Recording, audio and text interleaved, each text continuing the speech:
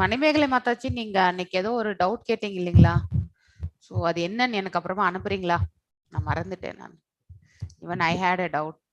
என்னால ரீகலெக்ட் பண்ண முடியல. அனுப்புறேன். ஓகே. செக் இன் வாணி கோர்ஸ்ல தான் செக் பண்ணணும்.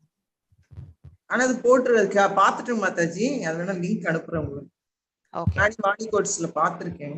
வாணி கோர்ஸ்ல பார்த்திருக்கீங்களா? பார்த்திருக்கேன். எதையுமே நம்ம வாணி கோர்ஸ்ல தான் போய் பார்க்கணும். ஏன்னா அவர் எழுதுனதுக்கான விளக்கம் அவர் சொல்லியிருக்கக்கூடிய அந்த வாணி கோர்ஸ்ல தான் நம்ம போய் பார்க்கணும். That will be the right source. Okay. அதை அனுப்பிடுறேன் மாதாஜி, நான் பார்த்திருக்கேன். உங்களுக்கு வேணா அதை அனுப்பி. ஷூர்.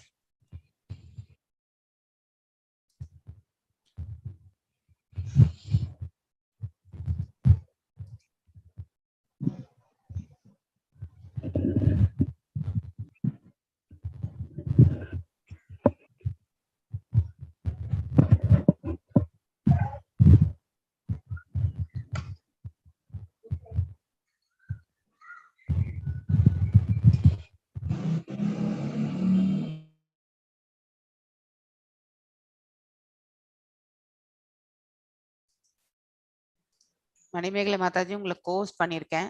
ஸோ யாராவது அன்மியூட் பண்ணா நீங்க மியூட் பண்ணி விட்டுருங்க. சரிங்களா? ஓகே. நான் அடிக்கடி அதை ஸ்கிரீன் ஷேரிங் ஆஃப் பண்ணி அதை இது பண்றேன். அது சவுண்ட் வாய்ஸ் கேட்கவே மாட்டேங்குது. ஆமா. ஸோ அது பேக்ரவுண்ட் நாய்ஸ் தான் கேக்குது. எனக்கு ஆமா. நிறைய டிஸ்டர்பன்ஸ் ஆகுது. என்ன ஃப்ளோவா சொல்லிட்டு வரும்பொழுது அது எனக்கு ரொம்பவுமே டிஸ்டர்பன்ஸ் ஆகுது. சொல்றதுக்கும் கஷ்டமா இருக்கு. அதனால ஓகே. எஸ். ஓம் நமோ பகவதே வாசுதேவாய. ஓம் நமோ பகவதே வாசுதேவாய. ஓம் நமோ பகவதே வாசுதேவாய. நாராயணம் நமஸ்கிருத்யம் நரம் செய்வாம் நரோத்தமம் தேவீம் சரஸ்வதிம் வியாசம் ததோ ஜயம் உதீரயேத். நஷ்டப்ராயஸ்த பத்ரேஷு நித்ய பாகவத சேவ்யயாம் பகவத்ய உத்தம ஸ்லோகே பக்திர்பவதி நைஸ்திகி. ஓம் அஜ்ஞானதிமிராந்தஸ்ய ஞானாஞ்சனய ஷலாக்கய चक्षुरुन्मिलितं येन तस्मै श्रीगुरवे नमः. श्रीचैतन्यमनोभीष्टं स्थापितं येन भूतले स्वयं रूपा कदा माह्यं तदा स्वापदण्डिगं. हे कृष्णा करुणसिन्धु दीनबन्धु जगत्पते गोपेशा गोपिकान्त राधकान्त नमस्तुते. तप्त काञ्चन गौरङ्गी राधे वृन्दावनेश्वरी वृषभानुसुते देवी प्रणमामि हरिप्रिये. वाञ्छकल्पदारुभ्यश्च कृपसिन्धुभ्य एव च पतितानां पावनेभ्यो वैष्णवेभ्यो नमो नमः. जय श्री कृष्ण चैतन्य प्रभु नित्यानंद श्री अद्वैत गदाधर श्रीवासदि गौर भक्त वृंदा. हरे कृष्णा कृष्ण कृष्ण हरे हरे हरे राम राम राम हरे हरे. नमः ॐ विष्णुपदाय कृष्णप्रेष्ठाय भूतले श्रीमति भक्तिवेदान्त स्वामिन् इति नामिने. नमस्ते सरस्वती देवे गौरवाणी प्रचारिणे निर्विशेष शून्यवादे पाश्चात्य देशधारिणे.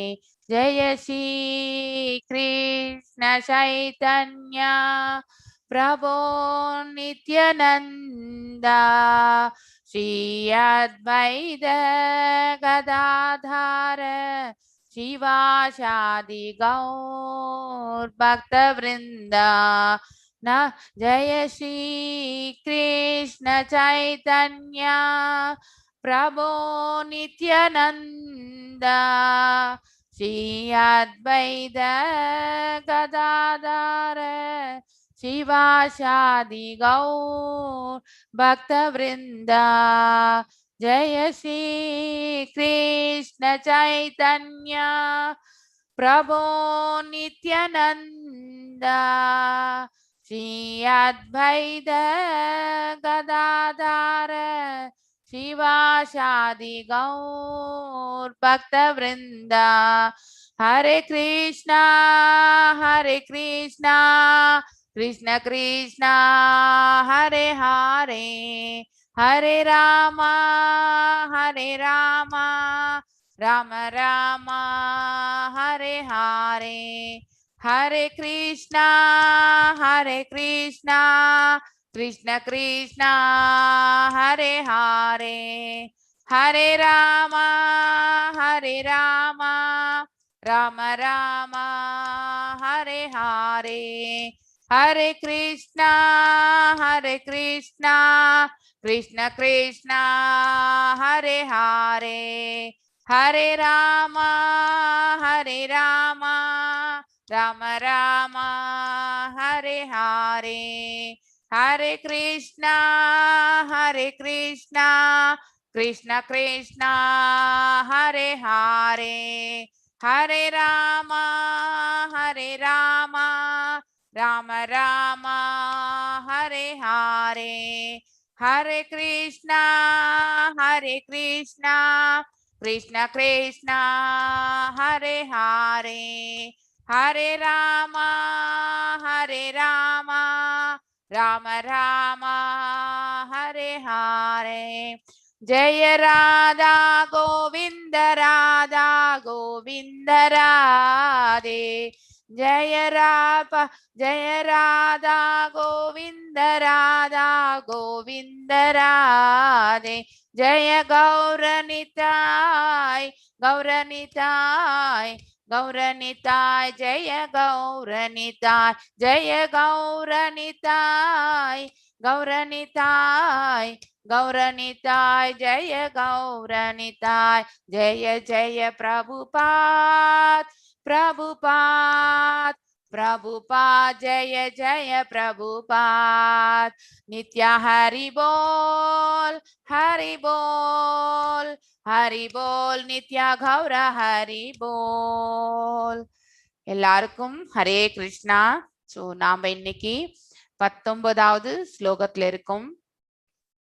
தத்ரை காவ்யயம் தியாயேத் அவ்யுச்சினேன தேசேதசாக மனோ நிர்விஷயம் யுக்த்வா ததஹ கிஞ்சன நா ஸ்மரேத் பதம் தத் பரமம் விஷ்ணோர் மனோயத்ர பிரசீததி. எஸ் புஷ்ப மாதாஜி அன்மியூட் பண்ணி வாசிங்க. ஹரே கிருஷ்ண மாதாஜி. ஹரே கிருஷ்ணா மாதாஜி. தத்ரைகாவயவம் தியாயேத் அவ்யுச்சினேன தேசேதசா மனோர் நிர்விஷயம் யுக்த்வா தத கிஞ்சன ந ஸ்மரேத் பதம் தத்பரமம் விஷ்ணோர் மனோயத்ர பிரசீததி. தத்ர எனவே, ஏக ஒவ்வொன்றாக, அவயவம் உடலின் உறுப்புகள், தியாயேத் ஒருமுனைப்படுத்த வேண்டும், சேதசா மனதால், மனம், நிர்விஷயம் புலன் வஸ்துக்களால் கலங்கப்படுத்தி விடாமல், யுக்த்வா நன்றாக பொருத்தி, ததக அதன் பின், கிஞ்சன எதுவும், ந இல்லை, ஸ்மரேத் நினைத்து, பதம் நபர், தத் அது, பரமம் விஷ்ணு மனம், யத்ர அதன் பிறகு, பிரசீததி ஒருமைப்பட்டு விடுகிறது. மொழிபெயர்ப்பு. அதன் பிறகு விஷ்ணுவின் அங்கங்களின் மீது ஒவ்வொன்றாக முழு உடலை பற்றிய கருத்திலிருந்து விலகிவிடாமல் நிர்தியானிக்க வேண்டும். இவ்வாறாக அனைத்து புலன் பொருட்களில் இருந்தும் மனம் விடுபடுகிறது. வேற எதை பற்றியும் நினைக்க கூடாது. பரமபுருஷ பகவானாகிய விஷ்ணுவே பரம சத்தியமாக இருப்பதால் அவரில் மட்டுமே மனதால் பூரணமாக ஒத்து போக முடியும். காரணம் பொருளுரை. விஷ்ணுவின் புறச்சக்தியால் தடுமாற்றத்திற்கு உள்ளாகும் மூடர்கள் இன்பத்தை தேடி அலைவதின் இறுதி லட்சியம் முழுமுதற் கடவுளாகிய ஸ்ரீ விஷ்ணுவுடன் நேரடியாக தொடர்பு கொள்வதுதான் என்பதை அறிவது இல்லை. விஷ்ணு தத்துவம் எனப்படுவது முழுமுதற் கடவுளின் எண்ணில் அடங்காத உன்னத உருவங்களின் விருவங்கங்களாகும். மேலும் விஷ்ணு தத்துவத்தின் மூல உருவமாக இருப்பவர் எல்லா காரணங்களுக்கும் பரம காரணமான கோவிந்தன் அல்லது ஸ்ரீ கிருஷ்ணர் ஆவர். எனவே விஷ்ணுவை பற்றி எண்ணுவது அல்லது விஷ்ணுவின் உன்னத உடலை தியானிப்பது, குறிப்பாக ஸ்ரீ கிருஷ்ணரை தியானிப்பதே தியானம் என்னும் விஷயத்தில் கடைசி சொல்லாகும். இத்தியானத்தை பகவானின் முழு உருவத்திலிருந்து ஒருவன் விலக்கி செல்லவோ அல்லது அதை மறந்து விடவோ கூடாது. இப்படியாக அவரது உன்னத உடலின் வெவ்வேறு பகுதிகளை ஒவ்வொன்றாக ஒருவன் நினைத்து பழக வேண்டும். இப்பதத்தில் பரமபுருஷர் அருவமானவர் அல்ல என்பது உறுதி செய்யப்பட்டுள்ளது. அவர் ஒரு நபராவர். ஆனால் அவரது உடல் நம்மை போன்ற பந்தப்பட்ட நபர்களின் உடல்களிலிருந்து வேறானதாகும். இல்லையெனில் பிரணவ ஓங்கார மந்திரத்திலிருந்து துவங்கி விஷ்ணுவின் சரீரத்தில் உள்ள அங்கங்கள் வரை தொடரும் தியானத்தை முழுமையான ஆன்மீக பக்குவத்தை அடைவதற்காகவே சுகதேவ கோஸ்வாமி சிபாரிசு செய்திருக்க மாட்டார். எனவே இந்தியாவின் பெரும் ஆலயங்களில் உள்ள விஷ்ணு மூர்த்திகளின் வழிபாடு குறைந்த அறிவுள்ள ஒரு பிரிவினரால் தப்பான அர்த்தம் கற்பிக்கப்படுவதை போல் வெறும் சிலை வழிபாட்டிற்குரிய ஏற்பாடுகள் அல்ல. மாறாக அவை விஷ்ணுவின் தேகத்தில் உள்ள உன்னத அங்கங்களை தியானிப்பதற்காக உள்ள வெவ்வேறு ஆன்மீக கேந்திரங்களாகும். பகவானின் அற்புத சக்தியினால் விஷ்ணு ஆலயத்தில் உள்ள வழிபாட்டிற்குரிய விக்கிரகத்துக்கும் பகவான் ஸ்ரீ விஷ்ணுவுக்கும் வேறுபாடு இல்லை. எனவே பெரும் அதிகாரியாகிய சுகதேவ கோஸ்வாமி இங்கு சிபார்சு செய்துள்ளதை போல் நிலையாக ஓரிடத்தில் அமர்ந்து பிரணவ ஓம்காரத்தின் மீதோ அல்லது விஷ்ணுவின் உடல் அங்கங்களின் மீதோ மனதை ஒருமுகப்படுத்த இயலாதவர்களுக்கு ஆலயத்தில் உள்ள விஷ்ணுவின் அங்கங்களின் மீது மேற்கொள்ளும் மன உரிமை அல்லது தியானம் ஒரு எளிய வாய்ப்பாகும். ஏற்கனவே விளக்கப்பட்டதை போல ஆ ஊ இம் எனப்படும் ஆன்மீக சேர்க்கையாகிய ஓங்காரத்தின் மீது தியானத்தை செலுத்துவதை விட ஆலயத்தில் உள்ள விஷ்ணுவின் ரூபங்களின் மீது மனதை ஒருமுனைப்படுத்துவதால் அதிக நன்மையை சாதாரண மனிதன் அடைய முடியும்.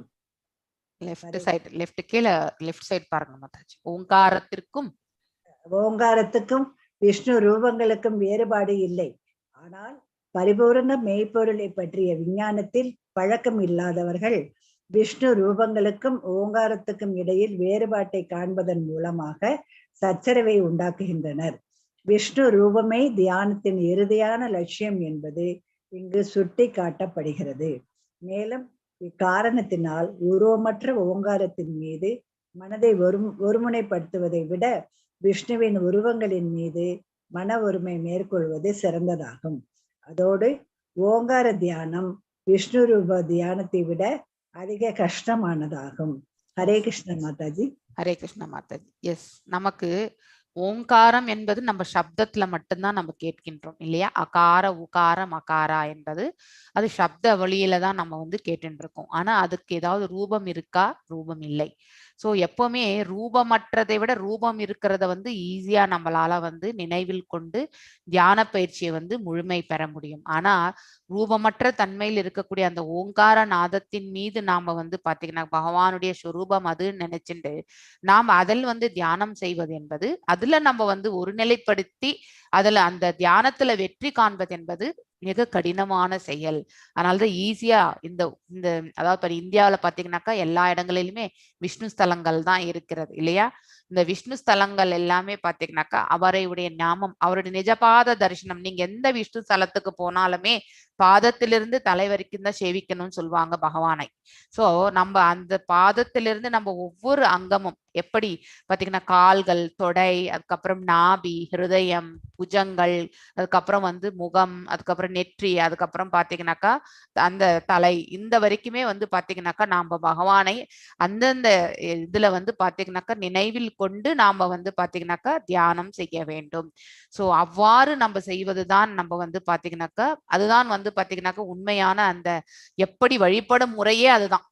விஷ்ணுவை எவ்வாறு வழிபட வேண்டும் என்று பாத்தீங்கன்னாக்கா நாரத பஞ்சாத்திரத்தின் விதிகள் பிரகாரமே பாத்தீங்கன்னாக்கா இவ்வாறுதான் நம்ம சேவிக்கணும்ன்றது வேதங்க சாஸ்திரங்கள்ல எடுத்துரைக்கப்பட்டிருக்கின்றது. சோ அதற்கான காரணம் நம்ம ஃபர்ஸ்ட் நம்ம அவருடைய பாதங்களில் நிழல் நமக்கு தேவை. லாஜிக்கா நம்ம திங்க் பண்ணா கூட பாத்தீங்கன்னாக்கா நம்ம பகவானுடைய திரு பாதங்களில் நம்மளை சமர்ப்பிப்பதுதான் முதல் கடமை இல்லையா? அதனாலதான் நம்ம வந்து முதல்ல பாதத்திலிருந்து நம்ம உச்சி வரைக்குமே வந்து போகின்றோம். சோ நமக்கு அந்த பணிவு வந்து பாத்தீங்கன்னாக்கா சப்மிசிவான அந்த நேச்சர் வந்து பாதத்திலிருந்து நாம வந்து தரிசனை வரும்போது பாத்தீங்கன்னா உடலும் பாத்தீங்கன்னாக்கா ஒத்துழைக்கும் இல்லையா? சோ நம்ம மனசு வந்து பகவானுடைய பாதங்களை பார்த்து சேவிக்கணும்னு மனசு நினைக்கும் போது கண்ணு அந்த பாதத்திற்கு எடுத்து செல்கின்றது. அதற்கேற்றவாறு இந்த உடலும் வந்து பாத்தீங்கன்னாக்கா நம்ம அது வந்து பெண்டாகி அதை வந்து பாத்தீங்கன்னாக்கா உடல் வந்து வணக்கத்தோடு அந்த பாதத்தை வந்து தரிசனம் செய்கின்றது. சோ நம்ம மனசு என்ன நினைக்கிறதோ அது வந்து புலன்கள் வந்து செயலாற்றுகின்றது. அதற்கேற்றாற் போல இந்த ஜட உடலும் வந்து பாத்தீங்கன்னாக்கா இயங்க துவங்குகின்றது. சோ நேத்துக்கு 6வது அத்தியாயம் வந்து பாத்தீங்கன்னாக்கா டீடைல்டு பகவத்கீதால சொல்லி கொடுக்கும் பொழுது இதேதான். மனசு, அதுக்கப்புறம் உடல், அதுக்கப்புறம் பாத்தீங்கன்னாக்கா பரமாத்மா, அவரோட நம்ம பாத்தீங்கன்னாக்கா சம்பந்தத்தை இந்த உடலும் மனதும் புலன்களுடைய செயல்களும் வைத்துதான் நாம வந்து பாத்தீங்கன்னாக்கா ஒருமித்த அந்த இதுல தியான பயிற்சியில செல்ல முடியும் என்பதை நேத்து அந்த ஸ்லோகங்கள்லயும் அதேதான் சொல்லப்பட்டிருந்தது. சோ நம்ம விஷ்ணுவுக்கான யக்னங்கள் தவங்கள் எல்லாமே வந்து செய்யறது எல்லாமே பகவான் விஷ்ணுவுக்காகத்தான். சோ பகவான் விஷ்ணு அவருடைய அதாவது எங்கிருந்து அவருடைய இது வருகின்றது என்றால் காரணமாக இருப்பவர் அந்த கோவிந்தன் தான் என்பதும் நாம் இந்த பதத்திலிருந்து விளக்க உரையிலிருந்து தெரிந்து கொள்கின்றோம். சோ விஷ்ணு வேறு வந்து கோவிந்தன் வேறு கிடையாது. விஷ்ணுவும் கோவிந்தனும் வந்து ஒன்றுதான். எஸ், நம்ம இதுக்கு கூட போறோம் இல்லையா? நம்ம திருப்பதி பெருமாளை சேவிக்கிறதுக்கு கூட பாத்தீங்கன்னாக்கா நம்ம வந்து பகவானை வந்து கோவிந்தா அப்படிங்கிற அந்த ரூபத்துலதான் நம்ம வந்து அவரை வந்து நம்ம அந்த அந்த சொல்லை வைத்துதான் நம்ம அவரை வந்து அழைக்கின்றோம். சோ எல்லாவற்றையுமே வந்து பாத்தீங்கன்னாக்கா அவருடைய பாதங்களில் நாம வந்து சமர்ப்பிக்கின்றோம். சோ பக்தியை வந்து அவ்வாறுதான் சமர்ப்பணம் செய்ய வேண்டும். எல்லாவற்றையுமே விடுத்து நம்ம வந்து பாத்தீங்கன்னா தலைக்கு மேல கையை கூப்பி அனைத்தையுமே வந்து அந்த நிலையில பாத்தீங்கன்னா நம்ம செயற்கையா செய்யவே மாட்டோம். எப்படிப்பட்டவர்களும் அந்த ஸ்தலத்திற்கு சென்ற பிறகு நம்ம அந்த கோவிந்தனை அழைக்கும் முறை வந்து பாத்தீங்கன்னாக்கா உளமார்ந்த மனதோடு தான் நம்ம அழைக்கக்கூடிய பக்குவ நிலை அவரே வழங்கி விடுவார் நமக்கு. ஏனென்றால் அவரை தேடி செல்லும் பொழுது அவருடைய ஸ்தலத்தில் நமக்கு அந்த அற்புதமான அந்த இது வந்து பாத்தீங்கன்னா மனசு வந்து பாத்தீங்கன்னாக்கா நமக்கு செயல்பட ஆரம்பிக்கின்றது. அந்த மனநிலையை நாம எப்பொழுதுமே வந்து தக்க வைத்துக் கொள்ள வேண்டும். அவ்வாறு அந்த மனசோட அந்த அதாவது லயித்து பகவானை சேவிக்கக்கூடிய அந்த தன்மை வரும் பொழுது பாத்தீங்கன்னாக்கா நம்மளுடைய பக்தி சேவை வந்து பூரணமாகின்றது. சோ நம்ம அது அப்போ என்ன பண்ணுவோம்னாக்கா we will never think about other aspects இல்லையா? நம்மளை சுத்தி எவ்வளவு செயல்கள் நடந்து கொண்டிருந்தாலும் இந்த பிரபஞ்சத்துல பாத்தீங்கன்னா எத்தனையோ செயல்கள் நடந்து கொண்டிருக்கின்றது. நம்ம குடும்பத்திலயும் நிறைய செயல்கள், போன் கால்ஸ் எதுவுமே கிடையாது அந்த சமயத்துல இல்லையா? எதுவுமே கனெக்டிவிட்டியே கிடையாது. வெறுமனே கனெக்டிவிட்டி பாத்தீங்கன்னாக்கா பகவானுக்கும் நமக்கு மட்டும்தான். சோ அந்த உள்ளுக்குள்ள என்ட்ரன்ஸ் போகும்போறதுக்கு முன்னாடியே நம்ம மொபைல் போன் எல்லாத்தையுமே கொடுத்துட்டு போயிடணும். எதுவுமே இருக்கக்கூடாது. எஸ், ஒரு கோயிலுக்கு சென்றால் அங்கே மொபைல் போனை வச்சுக்க வேண்டாம். ஏன்னா that is also the major distraction நமக்கு இல்லையா? சோ பக்தி செய்யறதுக்காக போய் நம்மளுடைய லௌகீக விஷயங்களுக்காக அந்த போனை உட்காந்து பார்த்துட்டு இருக்கிறதுல எந்த புண்ணியமுமே கிடையாது ஆக்சுவலி. சோ அங்க வந்து முழு மனசோட பக்தி சேவை மட்டும்தான் செய்யணும். சோ அந்த மாதிரி ஒரு நிலை வந்து நம்ம திருப்பதியில போகும்பொழுது நமக்கு கிடைக்கின்றது இல்லையா? சோ தத்ரை காவிய யவம் தியாயேத் அவ்யுச்சினேனே சேதசா மனோ நிர்விஷயம் யுக்த்வான் ததஹ கிஞ்சன நாஸ்மரேத் பதம் தத் பரமம் விஷ்ணோர் மனோயத்ர பிரசீததி. அதாவது பாத்தீங்கன்னாக்கா விஷ்ணுவின் அங்கங்கள் மீதாக எப்படி தியானம் செய்யறது? பகவானுடைய ரூபம் நமக்கு மனசுல நினைச்சிருந்தாலும் நம்ம எத்தனையோ விஷ்ணு ஸ்தலங்களுக்கு எல்லாம் சென்று இருக்கின்றோம். சோ பெருமாள் ஸ்தலம், அந்த பெருமாளுடைய ரூபம் பாத்தீங்கன்னாக்கா ஒரு இடத்துல வந்து ஹைட்டா வச்சிருப்பாங்க, ஒரு இடத்துல குட்டியா வச்சிருப்பாங்க, அவ்வளவுதானே தவிர ரூபம் என்பது ஒன்றுதான் இல்லையா? பாதங்களிலிருந்து பாத்தீங்கன்னாக்கா உச்சி வரைக்குமே பகவானை நம்மளால நினைவில் கொள்ள முடியும் அந்த ரூபத்தை. சோ அதனால நாம வந்து ஒவ்வொரு அங்கமாக பாதங்கள், அதுக்கப்புறம் தொடைகள், அதுக்கப்புறம் நாபி, ஹிருதயம், புஜங்கள், அதுக்கப்புறம் வந்து பாத்தீங்கன்னா கழுத்து, அதுக்கப்புறம் தலை, அதுக்கப்புறம் நெற்றி, சோ அது முகம், அதுக்கப்புறம் நெற்றி, அதுக்கப்புறம் வந்து தலை, இத்தனை இடங்களையுமே வந்து பகவானை நாம நினைச்சு பாத்தீங்கன்னாக்கா பார்க்கும் பொழுது அந்தந்த இடங்களை நாம நினைத்து பார்க்கும் பொழுது நம்ம மனசுல வேற எந்த நினைப்பும் இருக்காது. சோ அந்த அளவுக்கு போக்கஸ் என்பது நமக்கு தியான பயிற்சியில வரணும். அப்படிப்பட்ட போக்கஸ் வந்தாதான் தியானத்துல நாம வந்து நிலை பெற்றிருக்கின்றோம் என்று அர்த்தம். அர்த்தம்.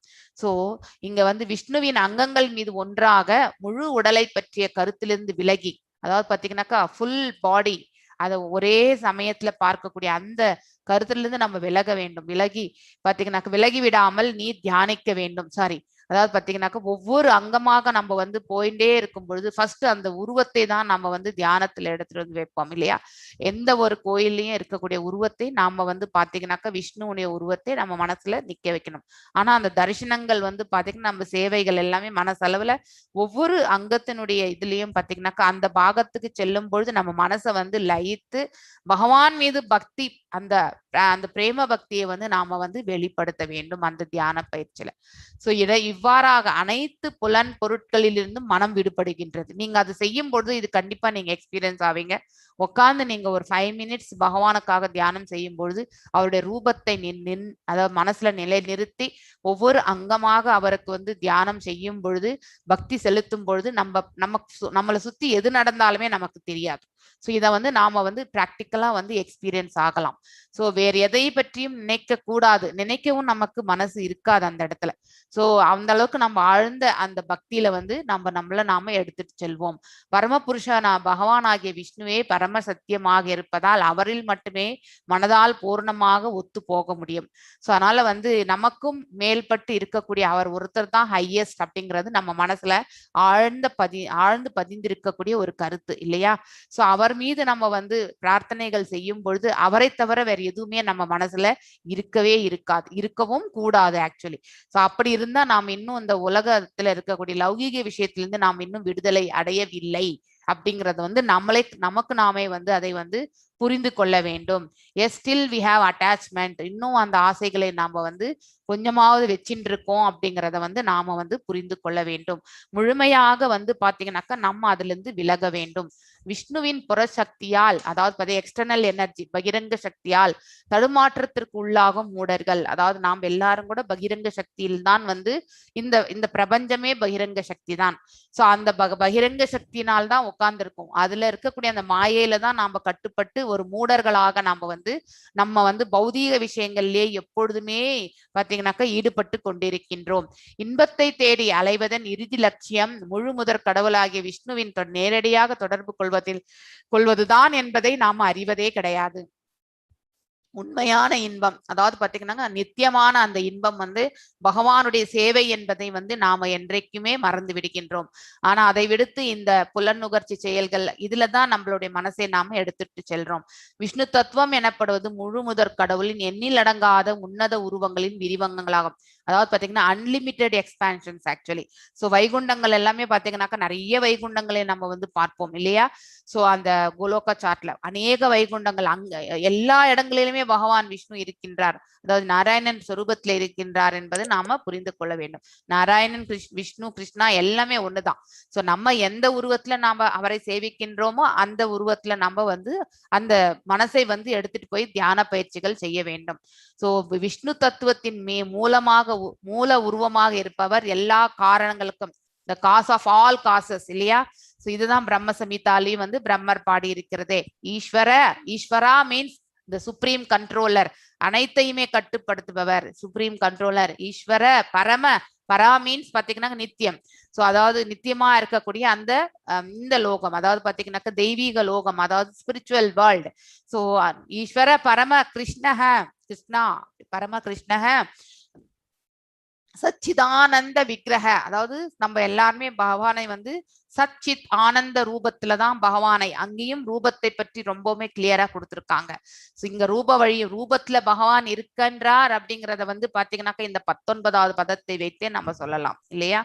சோ சச்சிதானந்த விக்கிரக ஆதிர் கோவிந்தா, அந்த கோவிந்தன் இல்லையா? அனைத்து காரணங்களுக்கும் சர்வ காரண ஈஸ்வர பரம கிருஷ்ணஹ சச்சிதானந்த விக்கிரக ஆதிர் கோவிந்தஹ சர்வ காரணம். அதாவது அனைத்து காரணங்களுக்கும் காரணமாக இருப்பவர் அந்த பரம புருஷரானிய ஸ்ரீ கிருஷ்ண பரமாத்மா தான், கோவிந்தன் தான் அப்படிங்கறத வந்து நாம புரிந்து கொள்ள வேண்டும். விஷ்ணுவை பற்றி எண்ணுவது அல்லது விஷ்ணுவின் உன்னத உடலை தியானிப்பது, குறிப்பாக ஸ்ரீ கிருஷ்ணரை தியானிப்பதே தியானம் எனும் விஷயத்தில் கடைசி சொல்லாகும். இத்தியானத்தை பகவான் முழு உருவத்தில் தியானத்திலிருந்து ஒருவன் விலகி செல்வதோ அல்லது மறந்து விடவோ கூடாது. சோ பகவானுடைய ரூபத்தை நாம கண்டிப்பாக நினைவில் கொள்ள வேண்டும். அதை மறக்கவே முடியாது இல்லையா? இப்படியாக அவரது உன்னத உடலின் வெவ்வேறு பகுதிகளை ஒவ்வொன்றாக ஒருவன் நினைக்க பழக வேண்டும். சோ தியான பயிற்சிகள் செய்யும் பொழுது பகவானுடைய ரூபத்தை நம்ம மனசுல நிலைநிறுத்தி நாம தியான பயிற்சிகளை செய்ய வேண்டும். இப்பதத்தில் பரம புருஷர் அருவமானவர் அல்ல என்பது உறுதி செய்யப்பட்டுள்ளது. Is not only energy, is energetic person அப்படிங்கிறத இந்த பதத்திலிருந்து நமக்கு இன்னும் மேலும் உத்தரவாதம் இல்லையா? அவர் ஒரு நபர் ஆவார், ஆனால் அவரது உடல் நம்மை போன்று பந்தப்பட்ட உடல் அல்ல. நமக்கு எல்லாமே இந்த உடலே பாத்தீங்கன்னாக்கா பௌதிக தன்மை வாய்ந்தது, 24 பண்புகளால் ஆனது. ஆனால் பகவானுடைய உடலும் அதாவது பாத்தீங்கன்னாக்கா அவருடைய ஆன்ம ரூபமும் ஒன்றே, அத்வைதம் அப்படிங்கறது இந்த இதுல பிரம்ம சம்ஹிதால வருது, அத்வைதம் அனந்த ரூபம் என்றது வருகின்றது. சோ அதாவது அவருடைய ஆன்ம ரூபமும் உடலும் ஒன்றே. சோ அதுதான் ஒன்று என்பது பாத்தீங்கன்னாக்கா இட் இஸ் இன்டகிரேட்டட் ஃபார்ம். உடலும் ஆன்மாவும் பாத்தீங்கன்னாக்கா ஒன்றென கலந்து இருக்கக்கூடிய அந்த ரூபம் தான் பகவானுடையது அப்படிங்கறது நாம புரிந்து கொள்ள வேண்டும். நமக்கு எல்லாமே பௌதீகம் சம்பந்தப்பட்ட உடல்கள். இல்லையெனில் பிரணவ மந்திரத்திலிருந்து துவங்கி விஷ்ணுவின் சரீரத்தில் அங்கங்கள் வரை தொடரும் தியானத்தை முழுமையான ஆன்மீக பக்குவத்தை அடைவதற்காக சுகதேவ கோஸ்வாமி சிபாரிசு செய்திருக்க மாட்டார் இல்லையா? எனவே இந்தியாவின் பெரும் ஆலயங்களில் விஷ்ணுமூர்த்திகள் வழிபாடு குறைந்த அளவில் அறிவுள்ள ஒரு பிரிவினால் தப்பான அர்த்தம் கற்பிக்கப்படுவதை போல வெறும் சிலை வழிபாட்டிற்குரிய ஏற்பாடுகள் அல்ல. நாத்திகவாதிகளுடைய வாதமே இதுதான் இல்லையா? கல்லு அப்படின்னு சொல்லுவாங்க. அவங்க கோயில்ல இருக்கக்கூடிய சிலையை பார்த்து அவர்கள் வெறும் கல்லுன்னு தான் சொல்லுவாங்க. அதுல பகவான் இருக்கின்றார் என்று அவர்கள் ஒத்துக்கொள்ள மாட்டார்கள். சோ அதற்கே ஒரு தர்க்கம். சோ மாறாக அவை விஷ்ணுவின் தேகத்தில் உள்ள உன்னத அங்கங்களை தியானிப்பதற்கு உள்ள வெவ்வேறு ஆன்மீக கேந்திரங்கள், ஸ்தலங்கள் என்று அவர்கள் பாத்தீங்கன்னாக்கா நினைக்க மாட்டார்கள். பகவானின் அற்புத சக்தியினால் விஷ்ணு ஆலயத்தில் உள்ள வழிபாட்டுக்குரிய விக்கிரகத்திற்கு பகவான் விஷ்ணுவின் வேறுபாடு அல்ல. அதாவது அவருக்கும் அந்த விக்கிரகத்திற்கும் அதாவது வேறுபாடுமே காண முடியாது. எப்படி பகவானுடைய நாமமும் அவரும் ஒன்று என்று சொல்வது போல அவருடைய உருவத்திற்கும் அவருக்கும் எந்த வித்தியாசமும் கிடையாது. பெரும் அதிகாரியாகிய சுகதேவ கோஸ்வாமி இங்கு சிபாறு செய்துள்ளதை போல நிலையாக ஓரிடத்தில் அமர்ந்து பிரணவ ஓம்காரத்தின் மீதான அல்லது விஷ்ணுவின் உடலான அங்கங்களின் மீது மனதை ஒருமுனைப்படுத்த இயலாதவர்களுக்கு ஆலயத்தில் உள்ள விஷ்ணுவின் அங்கங்கள் மீது மேற்கொள்ளும் ஒரு மன உரிமை அல்லது தியானம் ஒரு எளிய வாய்ப்பாகும். சோ நம்மளால பகவானுக்கு ஒரு ரூபத்தை நம்மளால வழங்க முடியல, பகவானை பற்றி நினைக்கின்றோம், ஆனா அந்த ரூபம் நமக்கு நிக்கலன்னாக்கா கண்டிப்பா ஆலயத்தில் இருக்கக்கூடிய அந்த பகவானுடைய ரூபத்தை நாம நினைவில் கொள்வதற்கு நாம எடுத்து செல்லணும். சோ அகார உகார மகார எனப்படும் ஆன்மீக சேர்க்கையாகிய ஓங்காரத்தின் மீது தியானத்தை செலுத்துவதை விட ஆலயத்துள்ள விஷ்ணுவின் ரூபங்கள் மீது மனதை ஒருமுனைப்படுத்துவதில் அதிக நன்மை சாதாரண மனிதனாலும் அடைய முடியும் இல்லையா? ஈஸியா போக்கஸ் பண்ண முடியும். இது பேசிக்கலி ஒரு மனிதனுடைய இயல்பு தான். இது ஆக்சுவலி இந்த உடல் சம்பந்தப்பட்ட இயல்பு தான். அதாவது நாம தானா உட்கார்ந்து படிக்கும் பொழுது மனதுக்கு செல்லக்கூடிய வார்த்தைகள் கேட்பதால் இன்னும் சீக்கிரமாக செல்கின்றது. இது நம்மளுடைய hearing capacity is more. Reading கெப்பாசிட்டியை விட ஹியரிங் கெப்பாசிட்டி ஹையஸ்ட் அப்படின்னு சொல்லுவாங்க. அதே மாதிரி விஷுவல்ஸ் பாத்தீங்கன்னாக்கா ஈஸியா பாத்தீங்கன்னாக்கா எடுத்துக்கொள்ளும். ஃபார் எக்ஸாம்பிள் அஜாமிலன் பாத்தீங்கன்னாக்கா காட்டிற்கு பூ பறிக்க செல்லும் பொழுது அங்கே இருந்த வேசியின் நிலையை பார்த்துதான் அவன் தடுமாறி அவனுடைய வாழ்க்கையே பாத்தீங்கன்னாக்கா தடம் புரண்டது. அது நல்ல விதத்திலையும் தடம் புரலாம், கெட்ட விதத்திலையும் நாமளும் பாத்தீங்கன்னாக்கா எந்த விஷயத்தை நோக்கின்றோமோ அந்த இம்பாக்ட் இந்த கண்களுக்கு கண்டிப்பாக உண்டு. அதே மாதிரிதான் பகவானை அந்த ரூபத்தை நம்ம கண்ணுல பார்க்கிறோம்னாக்கா கேட்கிற சக்தியை விட பாத்தீங்கன்னாக்கா இன்னும் பார்க்கிற சக்தி ரொம்பவுமே பவர்ஃபுல்.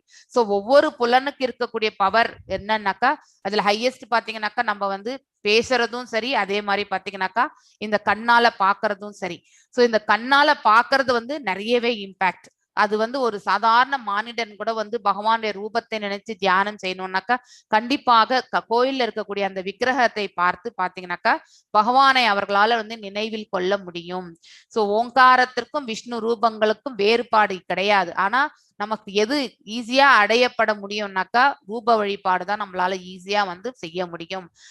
தோன்றாத அருவத்தின் மீது இருக்கக்கூடிய அந்த பக்தி பாத்தீங்கன்னாக்கா ஈஸியா நம்மளால அச்சீவ் பண்ண முடியாது. அதுவும் விடுதலைக்கான மார்க்கம் தான். அதுல ஒன்றும் தவறு கிடையாது. ஆனா அந்த அளவுக்கு நமக்கு பக்குவமான மனசு இருக்க வேண்டும். அந்த செயலை ஓங்காரத்தில் மனசை நிலைநிறுத்தி அது பகவானுடைய ஒரு தோன்றாத சொரூபம் அப்படிங்கறது நம்ம ஏத்துக்கொள்ளு, அதுக்கப்புறம் பகவானுக்கு மனசுல நினைத்து நம்ம தியானம் செய்வது என்பது சிரமமான காரியம். ஒரு சாதாரண மனிதர்களுக்கு எல்லாமே, நம்ம எல்லாருமே சாதாரண மானிடர்கள் தான். அப்படி இருக்கும் பொழுது நம்ம ஈஸியா வழிபடக்கூடிய தன்மை ரூபத்துல. பழக்கம் இல்லாதவர்கள் விஷ்ணு ரூபங்களும் ஓங்காரத்துக்கும் இடையில் வேறுபாட்டை காண்பதன் மூலமாக சர்ச்சையை உண்டாக்குகின்றனர் இல்லையா? ஞானமற்றவர்கள் செய்யக்கூடிய செயல்தான் இது ஆக்சுவலி. சோ பகவான் தான் ஓங்காரத்தினுடைய சொரூபம் என்பதை ஆல்ரெடி நம்ம பகவத்கீதையிலே படிச்சாச்சு. சோ அவருடைய ரூபமும் அவோங்காரமும் எல்லாம் ஒன்று. அந்தந்த ரூபத்துல நாம பகவானை காண்கின்றோம். அது எல்லாமே அவருடைய வைபவங்கள் அப்படிங்கிறத நாம புரிந்து கொள்ள வேண்டும். அங்கே தர்க்கம் செய்ய வேண்டியதற்கு எந்த ஒரு காரணமுமே கிடையாது. ஆனா இந்த ஞானத்தை புரிந்து கொள்ளாதவர்கள் பார்த்தீங்கன்னாக்கா சச்சரவு செய்வார்கள். ஓங்காரம் வேறு, பகவான் வேறு அப்படின்றது. விஷ்ணுவின் ரூபமே தியானத்தின் இறுதியான லட்சியம் என்பது இங்கு சுட்டிக்காட்டப்படுகின்றது. மேலும் இக்காரணத்தால் உருவமற்ற ஓங்காரத்தின் மீது மனதை ஒருமுனைப்படுத்துவதை விட விஷ்ணுவின் உருவங்கள் மீது மன ஒருமை மேற்கொள்வது சிறந்ததாகும். அதுதான் ஈஸியா நம்மளால செய்ய முடியும். சோ அது சிறந்ததுன்ற சொல்றதுக்கு காரணமே அதுதான். ஏன்னா எதையுமே நம்ம அச்சீவ் பண்ணக்கூடிய ஒரு இலக்கு அச்சீவ் பண்ண முடியும்னா அத்தகைய மார்க்கத்தை நாம் ஏற்று செல்வதுதான் நமக்கு உசிதமான செயல். அதோடு ஓங்கார தியானம் விஷ்ணு ரூப தியானத்தை விட அதிக கஷ்டமானதாகும். இதுதான் ரீசனே. கஷ்டமான காரியத்தை நம்ம அதாவது ஏற்கனவே நம்ம அவ்வளவு பாத்தீங்கன்னாக்கா we are not அந்த ஸ்ட்ராங் கிடையாது. டிட்டர்மைன்ட் மென்டாலிட்டி அது எல்லாமே பாத்தீங்கன்னாக்கா ஸ்ரத்தையோடு செய்யறதுக்கு நமக்கு முதல்ல பயிற்சி வரணும். அந்த ஃபோக்கஸ் ஸ்டார்டிங் பாயிண்ட்ல வராது. அதனால எது ஈஸியா அடைய முடியுமோ அதன் மீது நம்ம பாத்தீங்கன்னாக்கா ஃபோக்கஸ் பண்ணி அதுக்கப்புறம் ஸ்திரத்தன்மை அடைந்து அதுக்கப்புறம் வேணா நம்ம ஃபோக்கஸ் பண்ண முடியும். ஆனா எடுத்த உடனே நம்ம அடைய முடியாத இலக்கு கஷ்டமான பாதையில நம்மளால செல்ல முடியாது. எஸ் பிரேமா மாதாஜி நெக்ஸ்ட் வாசிங்க. ரஜஸ் தமோப்யாயம் ஆஷிப்தம் விமூதம் மன ஆத்மனஹ யச்சே தாரணயா தீரோ ஹந்தி யதாதத் கிருதம் மலம். எஸ் வாசிங்க. ஹரே கிருஷ்ண மாதாஜி. ரஜஸ்த தமோப்யாம் ஆக்ஷிப்தம் விமுக்தம் மன ஆத்மனஹ யச்சே தாரணயா தீரோ கந்தியாதத் கிருதம் மலம். ரஜக இயற்கையின் உணர்ச்சி வயப்பட்ட குணம், தமோபியாம் அதோடு ஜட இயற்கையின் அறியாமை குணத்தாலும், ஆக்ஷிப்தம் கிளர்ச்சி அடைந்து, விமூத்தம் குழப்பம் அடைந்து, மனம் ஆத்மனக ஒருவனுடைய சொந்தமான, யச்சேத் அதை சீர்படுத்தி, தாரணையா விஷ்ணுவின் எண்ணத்தால், தீர சாந்தமடைந்த, ஹந்தி அழிக்கப்படுகிறது, யா அவை அனைத்தையும், தத் கிருதம் அவைகளால் இயற்றப்பட்ட, மலம் அசுத்தம். மொழிபெயர்ப்பு. ஒருவனின் மனது ஜட இயற்கையின் ரஜோகுணத்தால் தொடர்ந்த கிளர்ச்சியாகும். இயற்கையின் தமோ குணத்தால் குழப்பத்திற்கும் காரணமாகிறது. ஆனால் விஷ்ணுவின் உறவால் அத்தகைய கருத்துக்களை ஒருவன் சீர்படுத்தி கொள்ள முடியும். இவ்வாறாக அவற்றால் உருவாக்கப்பட்ட அசுத்தங்களை களைவதன் மூலம் அவன் சாந்தமடைகிறான். பொருளுரை. பொதுவாக ரஜோ மற்றும் தமோ குணங்களால் செலுத்தப்படுபவர்கள் இறை உணர்வின் உன்னத படியில் நிலை பெறுவதற்கு தகுதி பெற முடியாது. நற்குணத்தால் ஆளப்படுபவர்கள் மட்டுமே பரம புருஷரை பற்றிய அறிவை பெறக்கூடியவர்களாக முடியும். செல்வத்திலும் பெண்களிடமும் உள்ள அளவுக்கு அதிகமான ஆசையால் ரஜோ மற்றும் தமோ குணங்கள் உருவாகின்றன. மேலும் செல்வத்தையும் பெண்களையும் அதிகமாக தேடி அலைபவர்கள் விஷ்ணுவை அவரது மறைந்துள்ள அருவமான அம்சத்தில் இடைவிடாமல் நினைவு கூறியதால் மட்டுமே தங்களது சுபாவங்களை அவர்களால் சீர்படுத்திக் கொள்ள முடியும். பொதுவாக அருவவாதிகளும் அத்வைதிகளும் தீவிர மற்றும் அறியாமை குணங்களால் ஆளப்படுகின்றனர். அத்தகைய அருவவாதிகள் எல்லாம் ஒன்றே என்று எண்ணுபவர்கள் தங்களை முக்தியடைந்த ஆத்மாக்கள் என்று எண்ணிக்கொள்கின்றனர். ஆனால் வரம்பற்ற மெய்ப்பொருளின் தெய்வீகமான உருவ அம்சத்தை பற்றிய அறிவு அவர்களுக்கு இல்லை. பரமனின் உருவ அம்சத்தை பற்றிய அறிவை அடைய பெறாதவர்களாக இருப்பதால் உண்மையில் அவர்கள் இதய தூய்மை அற்றவர்களாவர்.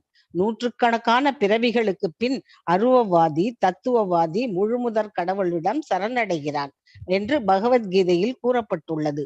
உருவ அம்சத்தில் உள்ள பகவத் உணர்வின் இத்தகைய ஒரு தகுதியை பெறுவதற்காக அத்வைத தத்துவத்தின் மூலமாக அனைத்துடனும் உள்ள பகவானின் உறவை உணர்வதற்குரிய ஒரு சந்தர்ப்பம் பக்குவமடையாத அருவவாதிக்கு வழங்கப்பட்டுள்ளது. அத்வைதம் அதன் முதிர்ந்த நிலையில் பரிபூரண மெய்ப்பொருள் உருவமற்றவர் என்ற கருத்திற்கு வருவதை அனுமதிக்கவில்லை. தொண்டு ஜீவனின் இன்றியமையாத பகுதியாக இருக்கிறது. இத்தகைய தொண்டு செய்யும் மனோநிலையுடன் பௌதிகமான அனைத்தையும் பரபிரம்மத்தோடு பொருந்தும்படி இணைந்து விட முடியும். இத்தகைய தொண்டு செய்யும் மனோபாவத்தால் அனைத்தையும் அதன் ஆன்மீக நிலைக்கு மாற்றக்கூடிய கலையை பகவான் தூய பக்தர் அறிவர். மேலும் இத்தகைய பக்தி மார்க்கத்தால் மட்டும்தான் அத்வைத தத்துவத்தை பூர்ணமானதாக செய்ய முடியும். ஹரே கிருஷ்ணா. ஹரே கிருஷ்ணா மாதாஜி. ரஜஸ் தமோப்யாயம் ஆஷிப்தம் விமூதம் மன ஆத்மனஹ யசே தாரணாய தீரோஹந்தி யயாதத் கிருதம் மலம். அதாவது பாத்தீங்கன்னாக்கா நம்ம கூட இந்த மனசை பாத்தீங்கன்னாக்கா ஒருநிலைப்படுத்துறது ஒண்ணு ஓங்கார சப்தத்துல ஒருநிலைப்படுத்த முடிஞ்சா அந்த அளவுக்கு நமக்கு டிட்டர்மைண்ட் மைண்ட் மனசு எல்லாமே இருந்தா அதுல செய்யலாம், தவறு கிடையாது. ஆனா அவ்வாறு எல்லாராலுமே செய்ய முடியாது. ரூபத்துல நம்ம ஈஸியா நிறைய பேரால செய்ய முடியும். சோ அந்த நிலையை நாம அடையிறது பகவானுக்கு பாத்தீங்கன்னாக்க சேவை புரியுதலுக்காக பாதத்திலிருந்து உச்சி வரை பகவானுடைய உருவத்துக்கு நாம பாத்தீங்கன்னா பக்தி செலுத்துகின்றோம்.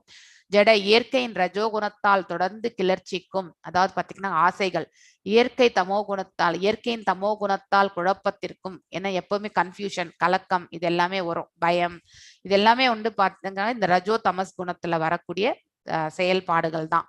ஆனால் விஷ்ணுவின் உறவால் பாத்தீங்கன்னாக்கா அத்தகைய கருத்துக்களை ஒருவன் சீர்படுத்தி கொள்ள முடியும். ஒருவர் தமோ குணத்தில் இருந்தாலும் சரி ரஜோ குணத்தில் இருந்தாலும் சரி பாத்தீங்கன்னாக்கா பகவானிடம் பக்தி கொண்டார்கள் என்றால் அவர்களால் இந்த 2 குணங்களிலிருந்து பாத்தீங்கன்னா கலங்கங்களிலிருந்து வெளியேற முடியும். இவ்வாறாக அவற்றால் உருவாக்கப்பட்ட அசுத்தங்களை களைவதன் மூலம் அவன் சாந்தம் அடைகின்றான். சோ ரஜோ குணத்திலிருந்து வெளியே வருகின்றான், தாம்சிக் நேச்சர்ல இருந்து வெளியே வருகின்றான். சோ ஒருத்தருக்கு இந்த பக்தி வரணும்னாக்கா கண்டிப்பாக பகவானுடைய அருள் தேவை, இல்லை என்றால் ஒரு குருனுடைய அனுகிரகம் தேவை அவர்களுக்கு. எஸ்பெஷலி தாம்சிக் நேச்சர் இருப்பவர்கள் பாத்தீங்கன்னாக்கா சத்துவகுணத்திற்கு மேலோங்கணும்னா ஒரு குருனுடைய அனுகிரகம் என்பது இல்லாமல் ஒருவர் வழி நடத்துதல் என்று இல்லாமல் அவர்களால் பாத்தீங்கன்னாக்கா அந்த குணத்தை விட்டு வெளியேறவே முடியாது. பொதுவாக ரஜோ மற்றும் தமோ குணங்களால் செலுத்தப்படுபவர்கள் இறை உணர்வின் உன்னத படியில் நிலை பெறுவதற்கு தகுதி பெற முடியாது. எத்தனை காலம் வரைக்குமே நம்ம கிட்ட பொறாமை, எத்தனை காலம் வரைக்குமே நமக்கு பேராசை, எத்தனை காலம் வரைக்குமே நமக்கு கோபம் இருக்கின்றது என்றால் கண்டிப்பாக அந்த குணாதிசயங்களுடைய வெளிப்பாடு நம்ம உடல்லையும் எல்லா இடத்துலயுமே பரவி இருக்கும் இல்லையா? சோ நம்மள ஐடென்டிபிகேஷனே பாத்தீங்கன்னாக்கா அந்த குணாதிசயத்திலிருந்து நம்ம ஈஸியா ஐடென்டிஃபை ஆயிடுவோம். அதனால அப்படிப்பட்ட குணாதிசையில் இருக்கக்கூடியவர்கள் எப்பொழுதுமே பௌதீக எண்ணங்களோடு தான் செயல்பாடுகளே இருக்கும். ஆன்மீகத்தை அவங்க சம்பந்தப்படுத்திக்கவே முடியாத நிலைக்கு தள்ளப்பட்டு விடுவார்கள். அதனால தான் அவங்க பகவானுடைய உன்னத உணர்வு படியில நிலை பெறுவதற்கு தகுதியற்றவர்களாக ஆகிவிடுகின்றார்கள். பகவான் யாரையுமே நீ தகுதியற்றவன் நீ தகுதியானவன் யாரையுமே அவர் டிஸ்கிரிமினேஷன் பண்றது கிடையாது. ஆனா நம்மளுடைய சுபாவம் நடத்தை குணாதிசயங்கள் இது எல்லாம் தான் ஒரு மனிதனை பாத்தீங்கன்னாக்கா அவன் இன்னார் அப்படிங்கிறத ஐடென்டிபிகேஷனே கொடுக்கின்றது. யாருமே உடல் ரீதியா ஐடென்டிபிகேஷன் நம்ம செய்யறதே கிடையாது. அவனுடைய சுபாவத்தினுடைய அடிப்படையில் தான் அவன் இப்படிப்பட்டவன் அப்படிங்கிறத நாம சொல்கின்றோம். சோ அந்த குணாதிசயங்கள் தான் பாத்தீங்கன்னாக்கா அவனுடைய செயல்பாடுகளையும் நிர்ணயிக்கின்றது. சோ அவன் என்ன செயலில் ஈடுபட்டிருக்கின்றான் என்பதை அவனுடைய குணாதிசயத்தை வச்சு நம்ம ஈஸியா கண்டுபிடிச்சிடலாம்.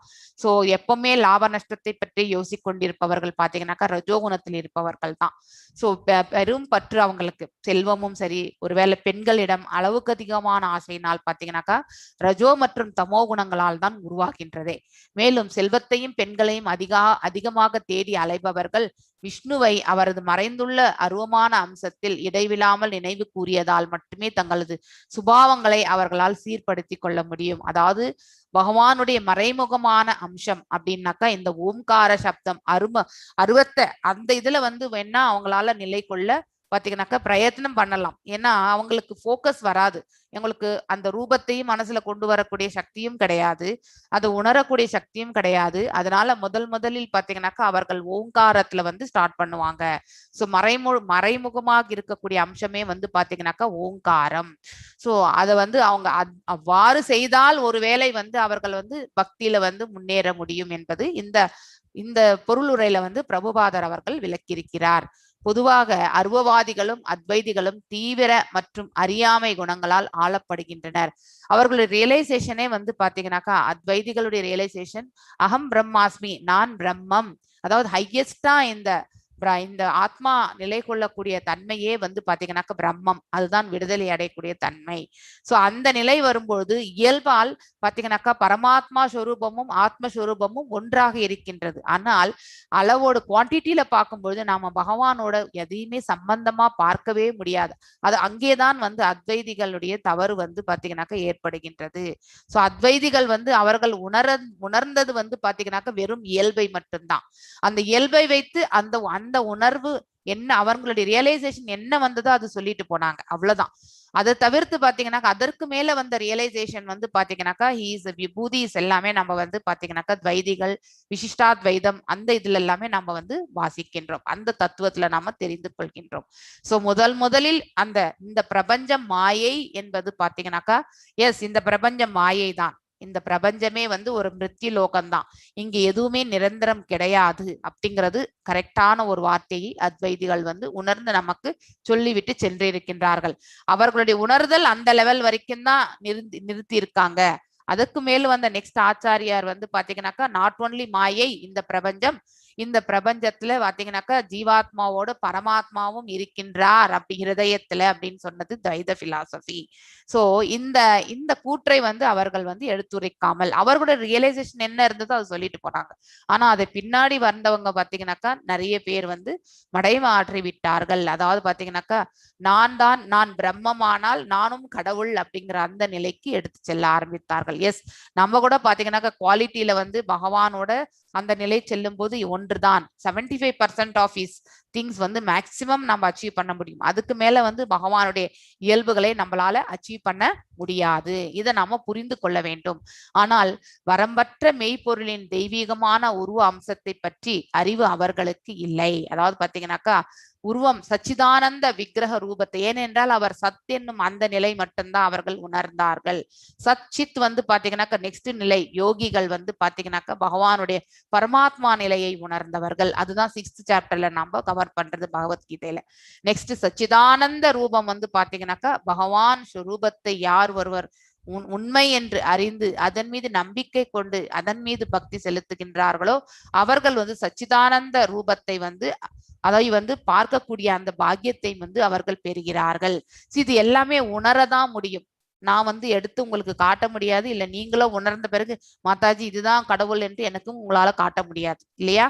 So every one will be undergoing this process. நம்ம ஹிருதயத்துல வந்து பாத்தீங்கன்னாக்கா நம்ம எந்த அளவுக்கு இந்த பக்தியை வந்து எடுத்துட்டு போறோமோ, நம்பிக்கையோடையும் ஸ்ரத்தையோடையும் எவ்வாறு நம்ம இந்த செயல்பாடை செய்து கொண்டு போகின்றோமோ அதற்கேற்றவாறு ஹிருதயத்தில் இருக்கக்கூடிய பகவானும் நமக்கு வந்து அருள் பாலிக்கின்றார். அதனால நாம வந்து அந்த ஹிருதயத்துல இருக்கக்கூடிய அந்த 4 கைகளுடைய பரமாத்மாவை காணக்கூடிய பாக்கியத்தை நாம பெற முடியும். எப்பொழுது என்றால் ஒரு யோகியாக இருக்கும் வரை பாத்தீங்கன்னாக்கா நம்மளால வந்து பார்க்க முடியும். அருவ அம்சத்தில் உள்ள பகவத் உணர்வின் இத்தகைய ஒரு தகுதியை பெறுவதற்காக அத்வைத தத்துவத்தின் மூலமாக அனைத்தும் உள்ள பகவானின் உறவை பார்த்தீங்கன்னா உணர்வதற்கு ஒரு சந்தர்ப்பம் பக்குவமடையாத அருவவாதிகளுக்கும் வழங்கப்பட்டுள்ளது. ஆனால் அத்வைதம் அந்த முதிர்ந்த நிலையில் பரிபூர்ண மெய்ப்பொருள் உருவமற்றவர் என்ற கருத்துக்கு வருவதை அனுமதிக்கவில்லை. எஸ், முதிர்ந்த நிலை when they are establishing the connectivity வந்து பார்க்கும்போது கண்டிப்பாக பகவானை அவர்களால் காணக்கூடிய இந்த இது வரும், பக்குவ நிலையை அவங்களுக்கு வழங்கப்படுகிறது. ஆனால் இருந்தும் வந்து பாத்தீங்கன்னாக்கா இந்த பிரபஞ்சத்துல வந்து தோன்றாத அருவம் தான் அப்படிங்கறத வந்து அந்த கருத்தோடு அவர்களுடைய இது வர்றதுனாலதான் அந்த இததான் வந்து பாத்தீங்கன்னாக்கா பிரபுபாதர் வந்து பாத்தீங்கன்னாக்கா இந்த துவைத பிலாசபில வந்து பாத்தீங்கன்னா மத்வாச்சாரியார் எடுத்துட்டு இருந்தது துவைத பிலாசபி இல்லையா? அந்த பிலாசபில வந்து பாத்தீங்கன்னாக்கா இந்த துவைதர்கள், அதாவது மத்வாச்சாரியா வம்சத்துல வந்தவங்க, இந்த பரம்பரையில வந்தவங்க பாத்தீங்கன்னாக்கா அதை அனுமதிக்கவில்லை. எஸ், பகவானுக்கு ரூபம் உண்டு, அவருக்கு ஆற்றலும் உண்டு, ரூபமும் உண்டு அப்படிங்கிறத வந்துதான் இவர் துவைதத்துல வந்து பாத்தீங்கன்னாக்கா ஏற்றுக்கொள்ளக்கூடிய தத்துவம். தொண்டு ஜீவனின் இன்றியமையாத பகுதியாகிறது. எஸ், நாம பகவானுக்கு வந்து பரிபூர்ணமான அந்த மெய்ப்பொருள் அந்த ரூபத்தின் மீது பாத்தீங்கன்னாக்கா நாம வந்து நம்ம செய்யக்கூடிய பக்தி தான் வந்து பாத்தீங்கன்னாக்கா இன்றியமையாதது. இத்தகைய தொண்டு செய்யும் மனோநிலையிலும் பௌதிகமான அனைத்தையும் நாம வந்து பாத்தீங்கன்னா பரபிரம்மத்தோடு பொருந்தும்படி இணைந்து விட முடியும். இத்தகைய தொண்டு செய்யும் மனோபாவத்தால் அனைத்தும் அதனதன் ஆன்மீக நிலைக்கு மாற்றக்கூடிய கலையை பகவான் தூய பக்தர் அறிவார். மேலும் இத்தகைய பக்தி மார்க்கத்தால் மட்டுமே அத்வைத தத்துவத்தை பூர்ணமாக செய்ய முடியும். அதாவது பாத்தீங்கன்னாக்கா அத்வைத தத்துவத்திலிருந்து நம்ம வந்து பகவானை நாம காணக்கூடிய அந்த பாக்கியம் வந்து பாத்தீங்கன்னாக்கா எஸ், ஆற்றல் மட்டுமே நினைச்சிட்டு இருந்த நாம பகவான் ரூபமும் என்பதை நம்மளால முழுமையாக நம்மளால வந்து பாத்தீங்கன்னாக்கா உணரக்கூடிய செயல் வந்து நம்ம இந்த பிலாசபிலிருந்து நம்ம வந்து மடைமாற்றி கொண்டு செல்லும் பொழுது நமக்கு கிடைக்கின்றது. எஸ், நாம் இந்த பௌதிகத்துல இருக்கக்கூடிய அனைத்தையுமே நம்ம பகவானுடைய இதுக்காக நம்ம வந்து செய்ய முடியும். அதை எல்லாமே தெய்வீகத்திற்காக சம்பந்தப்படுத்த முடியும். எஸ், நாம செய்யக்கூடிய அதாவது செயல்கள் அனைத்தையுமே பகவானை மையமாக வைத்து செய்யும் பொழுது அனைத்துமே வந்து பாத்தீங்கன்னாக்கா ஸ்பிரிச்சுவல் என்டிட்டியா நம்ம வந்து மாத்திட முடியும். சோ நம்ம செய்யக்கூடிய உணவு படைக்கின்றோம், அதை வந்து பிரசாதமாக விநியோகம் செய்யும் பொழுது அது வந்து தெய்வீக தன்மை ஆகிவிடுகின்றது. சோ நம்ம எந்த ஒரு தானங்களும் செய்யும்போது ஓம் தத் சத் அப்படின்னு நினைச்சுட்டு செஞ்சோம்னாக்கா அதுவும் எல்லாமே வந்து பாத்தீங்கன்னா பௌதிகமான செயலாக இருந்தாலும் அது ஆன்மீகத்துல போயிட்டு வந்து பாத்தீங்கன்னாக்கா நிலை பெற்று விடுகின்றது. ஒவ்வொரு பௌதிக செயலையுமே நாம வந்து பாத்தீங்கன்னாக்கா ஆன்மீகத்தோட சம்பந்தப்படுத்தி நாம செய்யும் பொழுது அதுவும் வந்து பாத்தீங்கன்னாக்கா ஆன்மீக தன்மையை வந்து அந்த தன்மையை வந்து அது அடைகின்றது. சோ இவ்வாறுதான் நம்ம இங்க இருக்கக்கூடிய பௌதிக செயலை வந்து நாம வந்து ஆன்மீகத்தை காண முடியும். நெக்ஸ்ட் வந்து பாத்தீங்கன்னாக்கா மல்லிகா மாதாஜி நீங்க வாசிங்க. யஷ்யாம் சாந்தராயமானயாம் யோகினோ பக்தி லக்ஷணஹ ஆசுஷு சம்பத்யதே யோகோ ஆஸ்ரயம் பத்ரம் ஈக்ஷதஹ. எஸ், வாசிங்க மாதாஜி. ஹரே கிருஷ்ண மாதாஜி. ஹரே கிருஷ்ண மாதாஜி.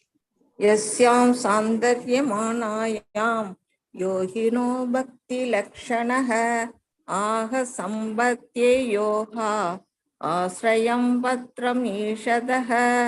யஸ்யாம் ஒழுங்காக ஞாபகத்தில் வைக்கும் இத்தகைய முறையால், சாந்தர்யமானாயாம் மேலும் இத்தகைய பழக்கத்தில் நிலைத்து, யோகிகள் பக்தி லக்ஷண பக்தி மார்க்கத்தை பழகியதால், ஆக மிக விரைவில், சம்பத்தியதே வெற்றி அடைவான், யோக பக்தி தொண்டால் விளையும் சம்பந்தம், ஆசிரியம் பாதுகாப்பின் கீழ், பத்திரம் மிகச்சிறந்த, ஈஷதக அதை காணும். மொழிபெயர்ப்பு.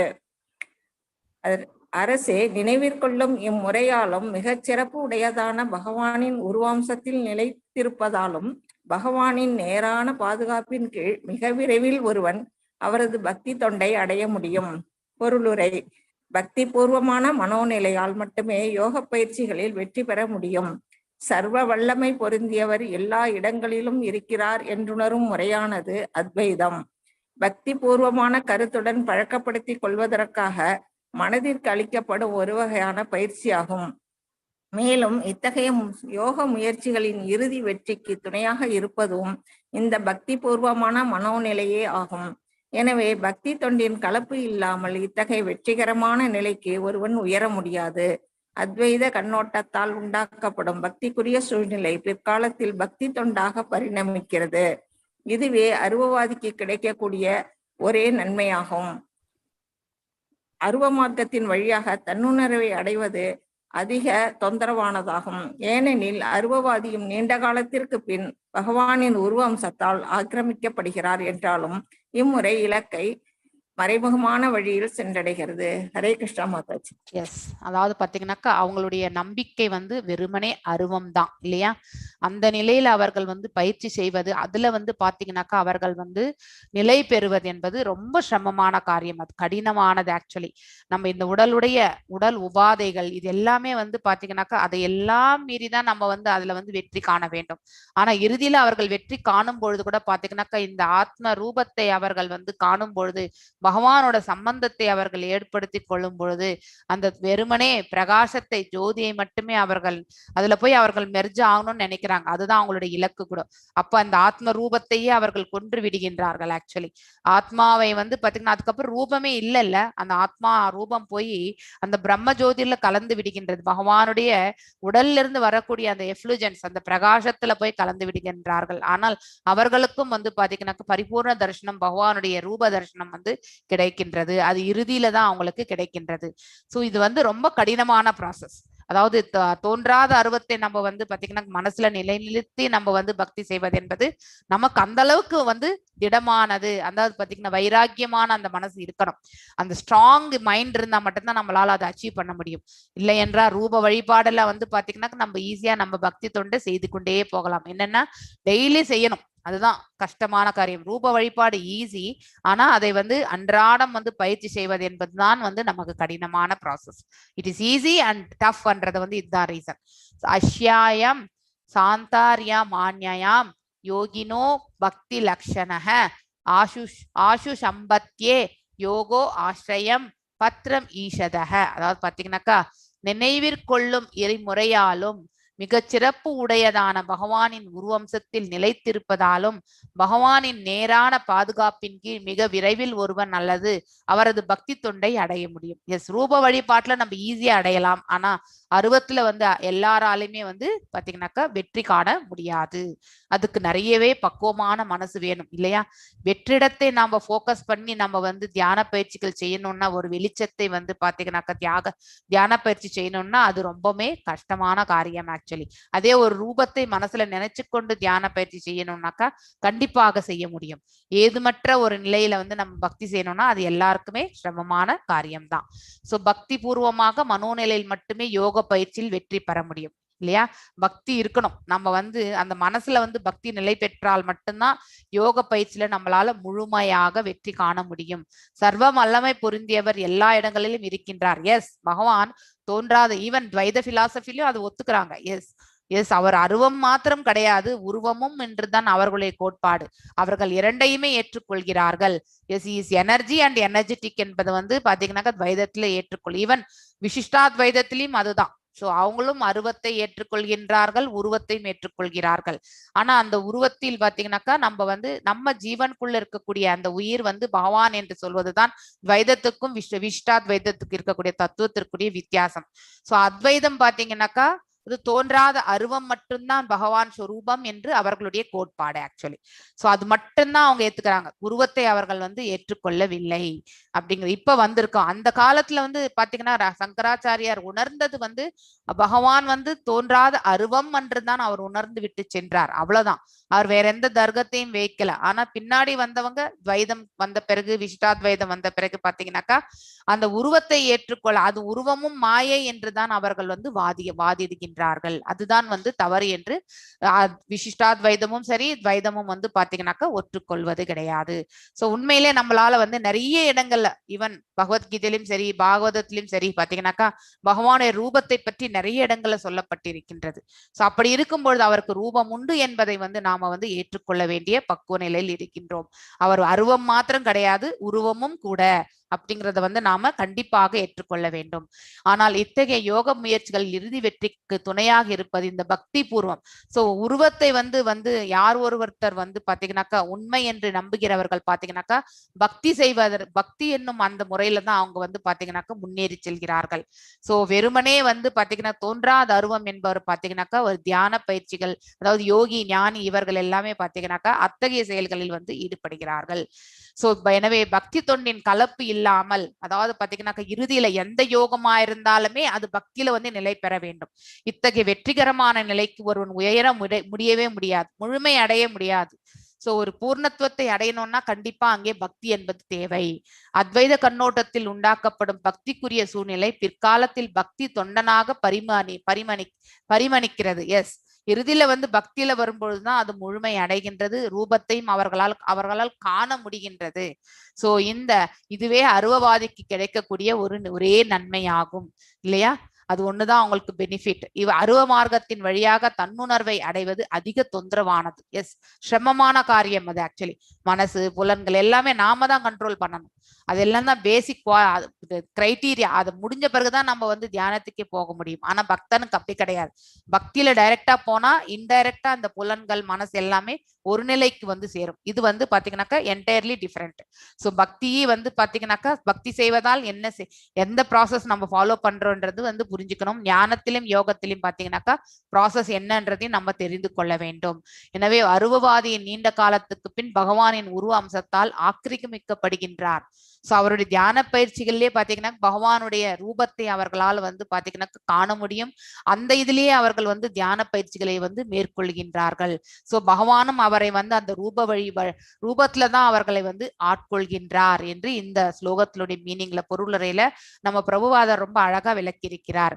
இம்முறை இலக்கை மறைமுகமான வழியில் அவர்கள் சென்றடைகின்றனர் இல்லையா? இன்டைரக்ட் ப்ராசஸ், டைரக்ட் ப்ராசஸ் கிடையாது.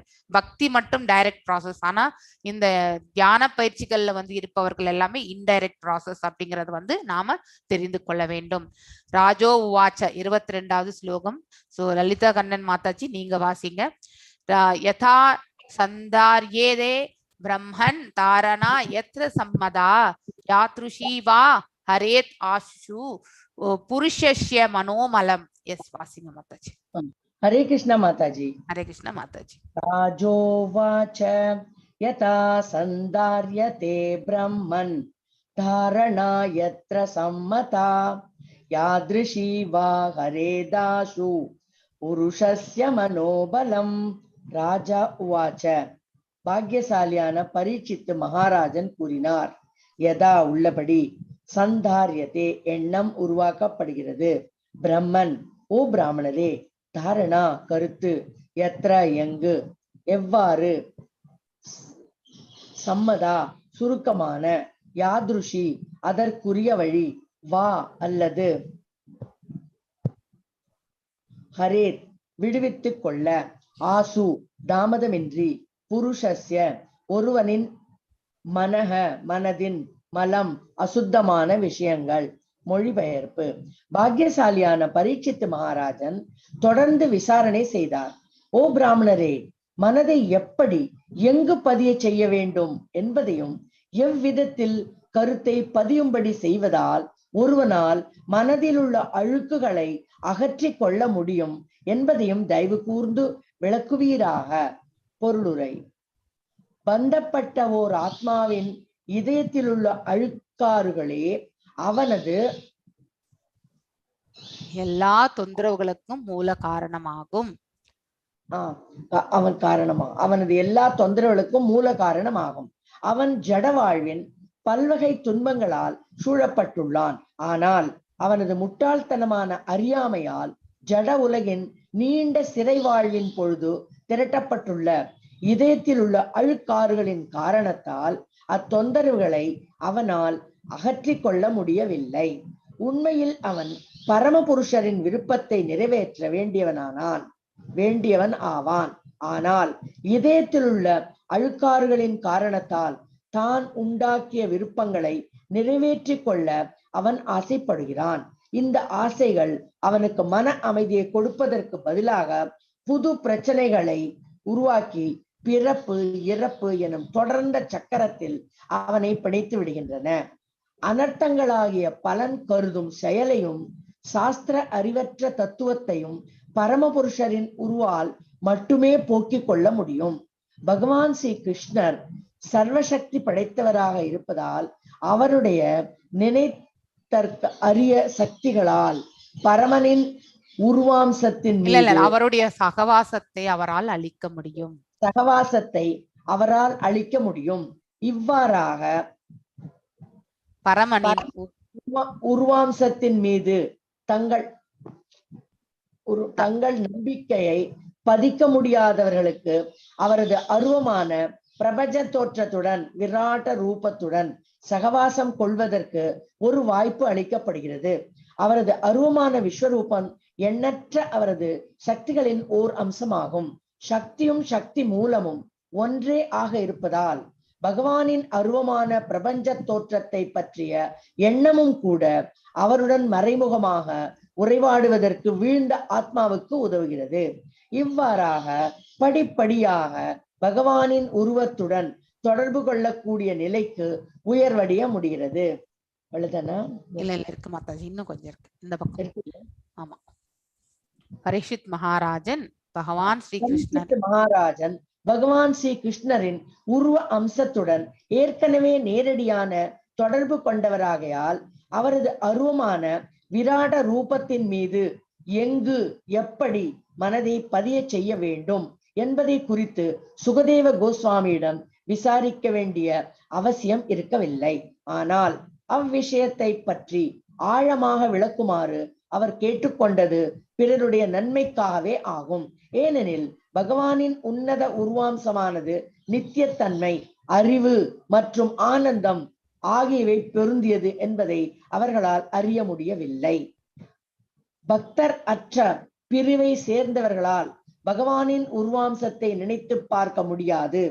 அவர்களின் அறிவு பற்றாக்குறையின் காரணத்தால் ஸ்ரீராமர் அல்லது ஸ்ரீ கிருஷ்ணர் போன்ற பகவானின் சுய உருவங்கள் அவர்களுக்கு வெறுப்பூட்டுவதாக உள்ளன.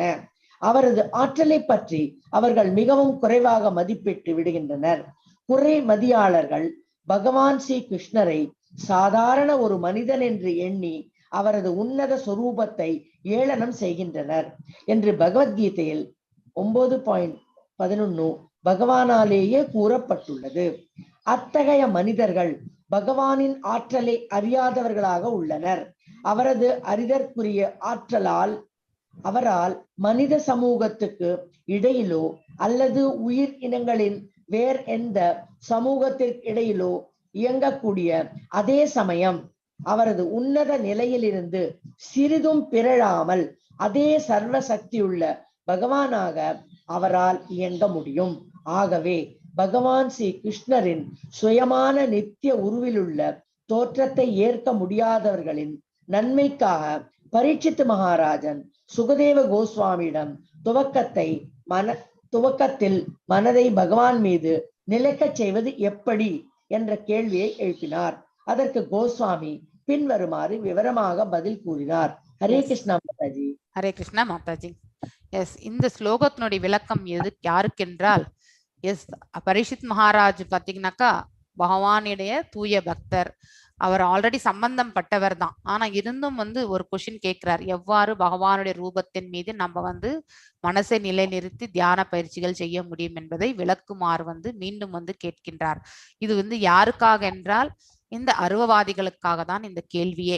அதாவது அதோடு சேர்ந்து பாத்தீங்கன்னாக்கா கடவுளே வணங்காத, அதாவது நியோஃபைட் பக்தர்களாக இருக்கக்கூடியவர்களும் இனிமே பாத்தீங்கன்னாக்கா ஃபர்ஸ்ட் என்ட்ரி லெவல்ல இருக்கக்கூடிய அப்படிப்பட்ட பக்தர்களுக்கும் இது கண்டிப்பாக ஒரு வழி நடத்துதல் இல்லையா? அதனாலதான் அந்த கொஸ்டின் கேட்கிறார் அவர். ராஜோ வாச்ச யதா சந்தாரியதே பிரம்மன் தாரணா யத்ர சம்மதாக யாத்ருஷி வா ஹரேத் அசு புருஷஸ்ய மனோமலம். அதாவது பாத்தீங்கன்னாக்கா நம்ம இந்த பாக்கியசாலியான அந்த பரீட்சித் மகாராஜன் பாத்தீங்கன்னாக்கா தொடர்ந்து விசாரணை செய்கின்றார். இவ்வளவு நேரம் பாத்தீங்கன்னாக்கா சுகதேவ கோஸ்வாமி தான் பேசினாரு. சோ அது தியான பயிற்சிகள் எல்லாம் எவ்வாறு மனசில் நிலைநிறுத்தணும், எதன் மீது போக்கஸ் பண்ணணும், இது எல்லாமே பகவான் சொல்லிட்டே வர்றார். சோ இறுதியில அருவவாதிகளா இருக்கிறவங்க அதன் மேலேயே அவர்கள் தோன்றாத அருவத்தையே போக்கஸ் பண்ணி அந்த பிரகாசத்தையே போக்கஸ் பண்ணி இறுதியில பாத்தீங்கன்னா பிரம்ம நிலையை காணும் பொழுது அவர்கள் அந்த பகவானோட சம்பந்தத்தை ஏற்படுத்தி கொள்ளும் பொழுது அவருடைய ரூபத்தையும் பாத்தீங்கன்னாக்கா காணக்கூடிய பாக்கியத்தை பெறுகிறார்கள். ஏனென்றால் பகவானே அவர்களுக்கு அந்த உருவ அம்சத்தால் ஆக்கிரமிக்கப்படுகின்றார் என்று நம்ம முந்தைய ஸ்லோகத்துல நாம பார்த்தோம். சோ அந்த நிலையை பாத்தீங்கன்னாக்கா மேலும் இன்னும் பக்குவமாக, அதாவது பாத்தீங்கன்னா எந்த வித கருத்தையும் பாத்தீங்கன்னா எங்கு பதிய செய்ய வேண்டும், மனதை எப்படி, இதெல்லாமே இருக்கு. ஆனா எப்படி எங்கு பதிய செய்யணும்ன்றத பத்தி இந்த ப்ராசஸ் இன்னும் டீட்டெயிலா சொல்லும்படி பாத்தீங்கன்னாக்கா எவ்வாறெல்லாம் நம்ம இப்ப பகவானை பாதத்துல சேவிக்கணும், அதுக்கப்புறம் பாத்தீங்கன்னாக்கா தொடைகள்ல சேவிக்கணும், நாபி, அதுக்கப்புறம் இந்தந்த இடங்களை நம்ம நினைவு கொள்ளணும்ன்றது நம்ம தெரிஞ்சிருக்கோம் இல்லையா? ஆனா அந்த நிலையை நம்ம எந்த இடத்துல போய் நிறுத்தணும்ன்றது பாத்தீங்கன்னாக்கா தெரியணும். அதெல்லாமே பாத்தீங்கன்னா இன்னும் டீட்டெயிலா கேட்கின்றார் யாரு? பரீட்சித் மகாராஜ். சோ தொடர்ந்து விசாரணை செய்கிறார். ஓ பிராமணரே, மனதை எப்படி எங்கு பதிய செய்ய வேண்டும், மனதை வந்து எங்க எப்படி எல்லாம் நம்ம பதிவு செய்ய வேண்டும், எவ்விதத்தில் கருத்தை எந்த விதமான கருத்துல வச்சு நம்ம அதை பதிய செய்யணும் இல்லையா. இது பகவானுடைய பாதம், இது வந்து பகவானுடைய தொடைகள், இது பகவானுடைய நாபி, இது பகவானுடைய ஹிருதயம், இது பகவானுடைய புஜம் அப்படிலாம் நமக்கு தெரியறது. ஆனா எப்படிப்பட்ட கருத்து வச்சு நம்ம மனசுல வந்து அதை பதிய செய்யணும், அந்த ஆழ்மையான அந்த சிந்தனை நம்ம எப்படி எடுத்துட்டு போகணும் அப்படிங்கிற கொஷின் வந்து பாத்தீங்கன்னாக்கா இங்க வந்து நம்ம பரீட்சித் மகாராஜ் வந்து வைக்கிறார். சோ படிய செய்தால் ஒருவனால் மனதில் உள்ள அழுக்கு, அதாவது இந்த செய்யக்கூடிய முறை செய்யும் பொழுது அதனுடைய பலன் என்னன்னாக்கா நம்ம மனசுல இருக்கக்கூடிய தேவையற்ற கலங்கங்கள் எல்லாமே விலகணும் இல்லையா. சோ நம்ம எவ்வாறு பதிவு செய்தால் அந்த கலங்கங்கள் எல்லாம் விலகும் நம்மிடத்திலிருந்து, அந்த மார்க்கத்தை வந்து நீங்க எடுத்து சொல்லுங்க அப்படின்ற ஒரு கொஸ்டின் வந்து, அதாவது போன 2 ஸ்லோகத்தினுடைய கண்டினியூவேஷன் தான் இது. அங்கே வந்து லயிக்கணும், மனசை வந்து பாத்தீங்கன்னாக்கா போக்கஸ் பண்ணணும், அவருடைய ரூபத்துல போக்கஸ் பண்ணணும், இதெல்லாம் படிப்படியா நம்ம வந்து போக்கஸ் பண்ணி போகணும்னு சொல்லியிருக்காங்க. ஆனா அது எவ்வாறு பதிய வைக்கணும்ன்றத பத்தி கொஸ்டின் வந்து பாத்தீங்கன்னாக்கா இந்த ஸ்லோகத்துல வந்து நம்ம பரீட்சித் மகாராஜ் வந்து வைக்கிறார். பந்தப்பட்ட ஒரு ஆத்மாவின் இதயத்தில் அழுக்காறுகள் பாத்தீங்கன்னா கண்டிப்பா இருக்கு. கண்டிஷன்டு சோல்னால என்ன அர்த்தம்னா நமக்கு எல்லாமே இந்த பௌதிக குப்பை எல்லாமே நம்ம ஹிருதயத்துல இருக்குன்னு அர்த்தம். சோ நாம எல்லாருமே கட்டுண்ட ஆத்மா நிலையில் இருக்கிற வரைக்குமே அந்த அழுக்கெல்லாம் நம்மளோட இருக்கிற வரைக்குமே நம்ம கட்டுண்ட ஆத்மா தான். அப்பவே நம்ம தெரிஞ்சுக்கணும், எப்பொழுது அந்த அழுக்கெல்லாம் நம்மளை விட்டு போகின்றதோ அப்பொழுதுதான் நம்ம வந்து பாத்தீங்கன்னாக்கா அந்த கட்டுண்ட நிலையிலிருந்து விடுதலை அடையக்கூடிய தன்மையை நாம வந்து அடைந்திருக்கின்றோம் என்ற அர்த்தம். அவன் ஜட வாழ்வின் பல்வகை துன்பங்களால் சூழப்பட்டுள்ளான் இல்லையா. ஒவ்வொரு சுச்சுவேஷனுமே ஒரு நாளுக்கு ஒரு சுச்சுவேஷன் பார்த்துட்டே இருக்கும் இல்லையா. அந்த சுச்சுவேஷனுக்கு தகுந்த மாதிரி நாமளும் என்ன பண்றோம், ரெஸ்பாண்ட் அல்லது ரியாக்ட், ரெண்டு ஏதோ ஒண்ணு. ரஜோ தமஸ்ல இருந்தா ரியாக்ட் பண்ணுவோம், சாத்வீகத்துல இருந்தா ரெஸ்பாண்ட் பண்ணுவோம். சரி, நம்மளுடைய செயல்பாடுகளும் அமைந்து விடுகின்றது. ஆனால் முழுமையாக நம்மளால பௌதிகத்திலிருந்து விலகி இருக்க முடியுமா? கண்டிப்பாக முடியாது. ஆக்சுவலி அது நம்ம இந்த பிரபஞ்சத்துல இருக்கிற வரைக்குமே நம்ம அந்த பௌதிக செயல்கள் ஈடுபட்டு கொண்டுதான் இருக்க வேண்டும். ஒரு கிரகஸ்தனாக இருக்கும் பொழுது சன்னியாசின்னா எல்லாத்தையுமே திறந்துடுறாரு, அது வேற. அந்த சன்னியாச நிலைக்கும் வந்து நிறைய சங்கடங்கள் உண்டு, அதுவே வேறு. ஆனா அதையெல்லாம் அவர்கள் வந்து மேனேஜ் பண்ணி தான் ஆகணும் இல்லையா. இருக்கிறதுக்கு ஒரு இடம், அதுக்கப்புறம் வந்து அவர்களை பராமரிப்பதற்கு எல்லாத்தையுமே திறந்த பிறகு இந்த உடலை எப்படி பராமரிக்கிறது, சோ அது எல்லாமே வந்து பாத்தீங்கன்னாக்கா யோசிக்க வேண்டிய தன்மை இல்லையா. சோ அந்த மாதிரி சங்கடங்கள் எல்லாம் அது எப்படி அவர்கள் தான் எதிர்கொள்ள வேண்டியிருக்கும். அது வந்து இந்த முற்றும் திறந்த சன்னியாசியை பொறுத்தது. ஆனா ஒரு கிரகஸ்தன் பாத்தீங்கன்னாக்கா கிரகஸ்தனுக்குள்ளேயே இருந்து குடும்பத்திலே இருந்து கொண்டு எல்லாத்தையுமே துறக்கக்கூடிய அந்த மனப்பக்குவத்தை அவர் எவ்வாறு அடைவது என்பது அதுவும் ஒரு பெரிய சேலஞ்சிங் இதுதான். சோ ஆனா அந்த பௌதிக செயல்கள்ல இருந்து நம்ம வந்து பாத்தீங்கன்னாக்கா பக்தியில போகும்பொழுது தானா அதன் மேல பற்றை நம்ம வந்து விலக்கி கொள்ள முடியும். சோ அதனால் மேல ஆசைகளை வளர்த்து கொள்ளாமல் எஸ் இது நம்ம கடமை செய்யணும்னு நினைச்சுட்டு செய்யும் பொழுது இந்த கிரகஸ்தனாக இருக்கக்கூடியவனுடைய மனப்பக்குவம் வந்து பாத்தீங்கன்னாக்கா படிப்படியாக அவனால முன்னேறி செல்ல முடியும். சோ ஜட உலகின் நீண்ட சிறை வாழ்வு, இது வந்து ஒரு சிறை வாழ்வு தான், இது மிருத்திலோகம் தான் இல்லையா. வாழ்வின் போது திரட்டப்பட்டுள்ளன இதயத்துள்ள அழுக்காறுகளின் காரணத்தால் அத்தொந்தரவுகளை அவனால் அகற்றி கொள்ள முடியவில்லை. நம்மளால வந்து எந்த சோப்பு போட்டாலுமே வந்து கிளியர் பண்ண முடியாது இந்த ஹிருதயத்துல இருக்கிறது. பக்தி என்னும் அந்த இது சோப்பை போட்டா மட்டும்தான் நம்ம வந்து படிப்படியா, அதுவும் ஒரே நாள்ல போகாது, நம்ம பக்தியினுடைய லெவல் வந்து மெல்லமா இன்க்ரீஸ் ஆயிண்டே போகும் பொழுதுதான் அந்த ஸ்ரத்தையை நம்ம வந்து பாத்தீங்கன்னாக்கா முழுமையாக ஏற்றுக்கொள்ளக்கூடிய அந்த தருணம் வர வரைக்கும் இந்த அழுக்கு வந்து நம்ம கிட்ட இருந்து விலகாது. உண்மையில் அவன் பரமபுருஷன் விருப்பத்தை நிறைவேற்ற வேண்டியவன் ஆவான் இல்லையா. ஒவ்வொரு உயிர் வாழியுமே பாத்தீங்கன்னாக்கா பகவானுடைய விருப்பத்தை நிறைவேற்றுவதற்காக தான் இந்த பிரபஞ்சத்திற்கே வந்திருக்கின்றோம். அவருடைய விருப்பம் என்னன்னாக்கா நாம் எல்லாருமே வந்து ஞானத்தை வந்து படிய வேண்டும், பகவானுடைய திரு உலகத்தை நாம சேர வேண்டும், அதைதான் அவர் எதிர்பார்த்துட்டு உட்கார்ந்துட்டு இருக்கார். அதற்கு நாம என்ன செய்யணும், அவர் மீது பக்தி செலுத்தணும். அவர் மீது பக்தி செலுத்தணும்ன்றது எதற்காக சொல்கின்றார்கள் என்றால் நம்மளுடைய அழுக்கு எல்லாத்தையும் நம்ம களையணும் இல்லையா. ஆத்ம சுத்தத்தை நம்ம ஏற்படுத்தி கொள்ள வேண்டும். நித்திய பத்தர்களாக இருந்து ஞானியாக நம்ம ஆகணும்னா பகவானுக்கு பக்தி சேவை செய்தா மட்டும்தான் முடியும். அந்த பாசிட்டிவ் திங்ஸ் எல்லாம் நம்ம செய்யும் பொழுது மட்டும்தான் நாம இந்த தேவையற்ற அழுக்கு எல்லாமே நம்ம வந்து கிளியர் பண்ண முடியும்.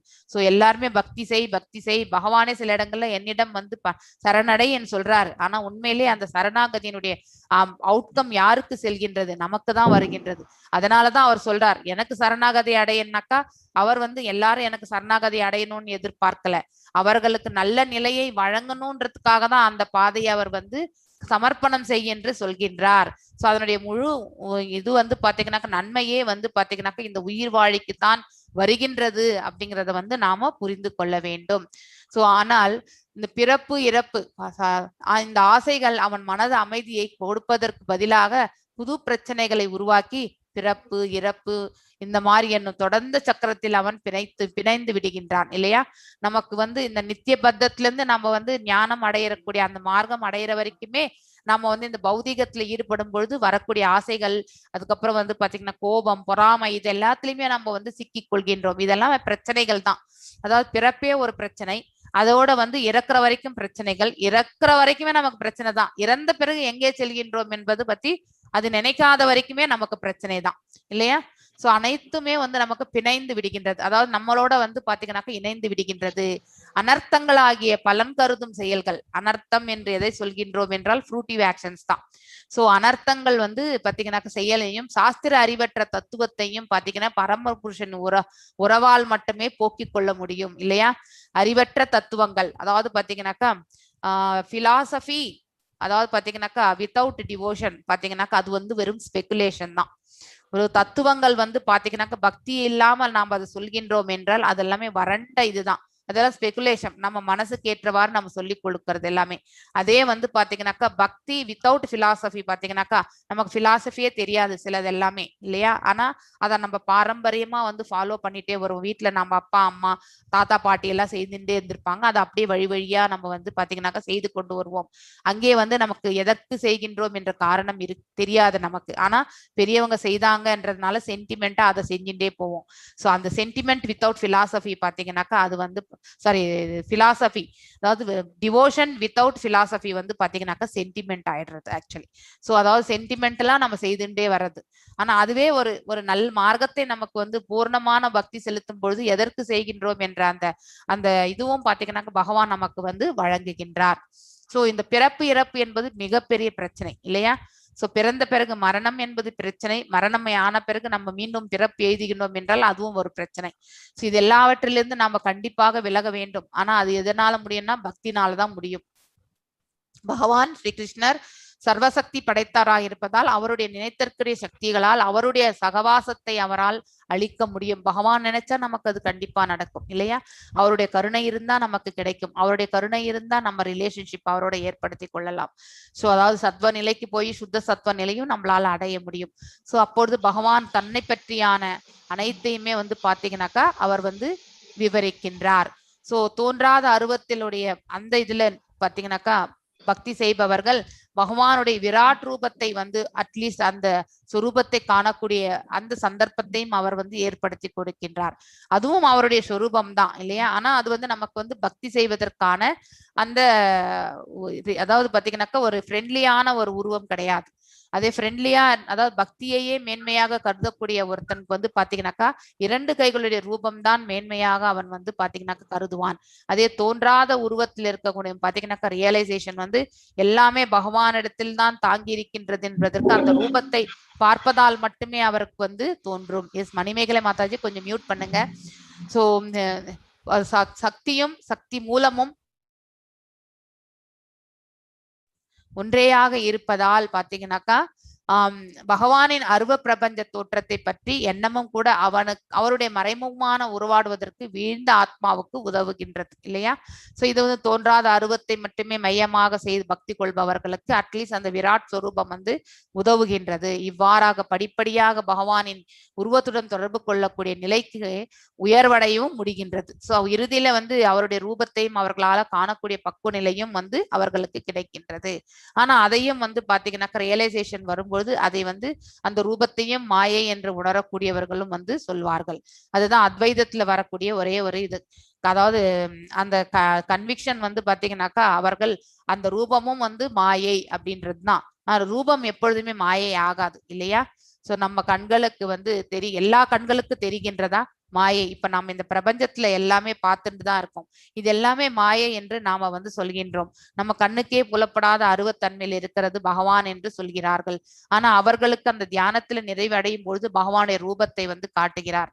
அது வந்து கண்டிப்பா மாயை கிடையாது, அது அவர்களுக்கு பகவான் அனுகிரகிக்கக்கூடியது. ஆக்சுவலி அந்த விதத்தில் அவர்களை வந்து அவர் ஆட்கொள்கிறார் அப்படிங்கறத வந்து நாம புரிந்து கொள்ள வேண்டும். ஆனால் அந்த உண்மையை வந்து எல்லாராலுமே வந்து அத்வைதிகளால புரிந்து கொள்ள முடிவதில்லை. சோ ஆனா ஆதிசங்கராச்சாரியார் உணர்ந்திருந்தார். ஆனா அவர் வந்து இம்பர்சனலை பத்தி அவர் பேசினாலும் அவர் ஒரு பர்சனலாவே தான் அவருடைய செயல்பாடுகள் எல்லாமே நடந்தது. அவருடைய பக்தி இது எல்லாமே பாத்தீங்கன்னாக்கா செயல்பாடுகள் எல்லாமே பர்சனல் ஃபார்ம்ல தான் அவர் வந்து செய்தார். ஆனா அதை வந்து பாத்தீங்கன்னாக்கா நம்ம வந்து தவறான கண்ணோட்டத்துல எடுத்துட்டு போயிடுறோம். அதுதான் தவறு. சோ இவ்விஷயத்தை பற்றி ஆழமாக விளக்குமாறு ஒருவர் கேட்டுக்கொண்டது பாத்தீங்கன்னாக்கா, இவர் பரீட்சித் மகாராஜ் எதற்காக கேட்கின்றார் என்றால் அது எல்லாருடைய நன்மைக்காகத்தான். அவருக்கு வந்து பாத்தீங்கன்னா பகவானுடைய ரூபத்தின் மீதுதான் அவர் பக்தி செலுத்துகிறார். அவர் அருவவாதி கிடையாது. ஆனால் அவருக்கு அது தேவையில்லை அந்த விளக்கம். ஆனால் அருவவாதியில இருக்கக்கூடியவங்களுக்கு இதெல்லாம் நன்மை பயக்கும் இல்லையா அப்படிங்கிறதுக்காக தான் இந்த கொஷினை வந்து கேட்கின்றார். சோ பக்தரற்ற பிரிவை சேர்ந்தவர்களால் பகவானின் உருவாம்சத்தை நினைத்து பார்க்க முடியாது. அவர்களின் அறிவு பற்றாக்குறை காரணத்தால் ராமர் மற்றும் கிருஷ்ணர் போன்ற பகவானின் சுய உருவங்கள் அவர்களுக்கு வெறுப்பூட்டுவதாகவும் உள்ளன. எஸ்பெஷலி நாத்திகவாதிகள் இல்லையா. இதை பத்தி நான் வந்து அதிகமா பேச விரும்ப மாட்டேன். ஏன்னா நம்ம தமிழ்நாட்டிலேயே வந்து பாத்தீங்கன்னாக்கா இந்த செயல் வந்து நடந்திருக்கின்றது. அநேக ஆண்டுகளுக்கு முன்னாலே ராமருடைய உருவத்திற்கெல்லாம் அவமரியாதை எல்லாம் செய்யப்பட்டது என்பது நம்ம எல்லாருக்குமே தெரிந்த ஒன்று ஆக்சுவலி. சோ அதாவது அந்த அளவுக்கு அவங்களுக்கு வெறுப்பு. சோ அவரது ஆற்றலை பற்றி அவர்கள் மிகவும் குறைவாக மதிப்பிட்டு விடுகின்றனர். குறைவர் மதியாளர்கள் பகவானின் கிருஷ்ணரை சாதாரண ஒரு மனிதன் என்று எண்ணி அவரது உன்னத சுரூபத்தை ஏளனம் செய்கின்றனர். எக்ஸாம்பிள் சகுனி பாத்தீங்கன்னாக்கா அவன் ஒரு சூத்திரதாரி, அவன் ஒரு மாயாவி அப்படின்ட்டுதான் வந்து சொல்வார். எஸ், பகவான் வந்து பாத்தீங்கன்னாக்கா மாயை செயல் புரிபவர் தான். ஆனால் வந்து அது வந்து லோக நன்மைக்காக தான். மாயை யாருக்கு புரிகின்றார் என்றால் அரக்கர்களுக்காக புரிகின்றார். மாயை என்பது சாதாரண மனிதர்களுக்கு கிடையாது, அப்படி பக்தனுக்கு கிடையாது. பக்தனை வந்து சோதிப்பார், ஆனால் வந்து அவர் வந்து மாயை செய்ய மாட்டார் அப்படிங்கிறது வந்து நாம புரிந்து கொள்ள வேண்டும். அவரது அரிதற்கரிய ஆற்றலால், அதாவது அவருடைய மகத்துவத்தை வந்து பாத்தீங்கன்னாக்கா ஒரு பக்தனுக்கு மேலும் உணர்த்த வேண்டும் என்பதற்காக பாத்தீங்கன்னாக்கா அநேக பரிசோதனைகள் செய்வார். அது வேறு, பரிசோதனை வேறு, மாயை என்பது வேறு. மாயை என்பது பாத்தீங்கன்னாக்கா ஏமாற்றுவது. பரிசோதிப்பது என்பது என்றால் அவர்களுக்கு அவகாசம் வழங்கி அதை உணர்வதற்காக அவர் செய்யக்கூடிய செயல். இரண்டிற்கு வித்தியாசத்தை நாம கண்டிப்பாக காண வேண்டும் ஆக்சுவலி. ஆனால் அவரால் மனித சமூகத்திற்கிடையே அல்லது உயிரினங்களுக்கு வேற எந்த சமூகத்திற்கிடையோ இயங்கக்கூடிய அதே சமயம் அவரது உன்னத நிலையில் சிறிதும் பிழலாமல் அவருடைய ஸ்டேட்டஸ்ல வந்து எந்த ஒரு நிலையிலும் எந்த விதமான ஒரு தவறான ஒரு இதுல வராமல் பாத்தீங்கன்னாக்கா மேலோங்கி அந்த தன்மையிலே அவர் வந்து இருக்கின்றார் இல்லையா. சற்றும் பிழலாமல் அந்த இதுல இருந்து டீவியேஷனே இருக்காது அவருக்கு. சர்வசக்தி உள்ள பகவானால் அவரால் இயங்க முடியும். எனவே பகவான் ஸ்ரீ கிருஷ்ணரின் சுயமான நித்திய உருவில் உள்ள தோற்றத்தை ஏற்க முடியாதவர்கள் நன்மைக்காகத்தான் பாத்தீங்கன்னா, அதாவது அருவத்தன்மை உடையவர்களுக்கு உணர்த்துவதற்காகத்தான் பரீட்சித் மகாராஜன் இந்த சுகதேவ கோஸ்வாமியிடம் பாத்தீங்கன்னா இந்த கேள்வியை வந்து கேட்கின்றார். மனதை பகவான் மீது நிலைக்க செய்வது எப்படி என்ற கேள்வியை வந்து அவர் எழுப்புகின்றார். எவ்வாறு நாம வந்து அவருடைய ரூபத்தை நினைத்து ஒவ்வொரு அங்கத்தையும் நினைத்து நாம வந்து பாத்தீங்கன்னாக்கா தியானம் செய்யணும்னு சொல்றாரு. ஆனா அவ்வாறு மனசை நிலை நிறுத்துவது எப்படி அப்படிங்கிற ஒரு கேள்வியை வந்து பாத்தீங்க, எவ்வாறு செய்ய வேண்டும், அந்த மனசை நாம எவ்வாறு நிலை நிறுத்த வேண்டும், அந்த ப்ராசஸ் என்ன அப்படிங்கறது வந்து குஷினா வைக்கிறார். இங்க இதற்கு வந்து நெக்ஸ்ட் ஸ்லோகத்துல பாத்தீங்கன்னாக்கா அதற்கான விளக்கத்தை வந்து பாத்தீங்கன்னாக்கா வழங்குகின்றார் சுகதேவ் கோஸ்வாமி. சோ அந்த ஸ்லோகத்தை நாம நாளைக்கு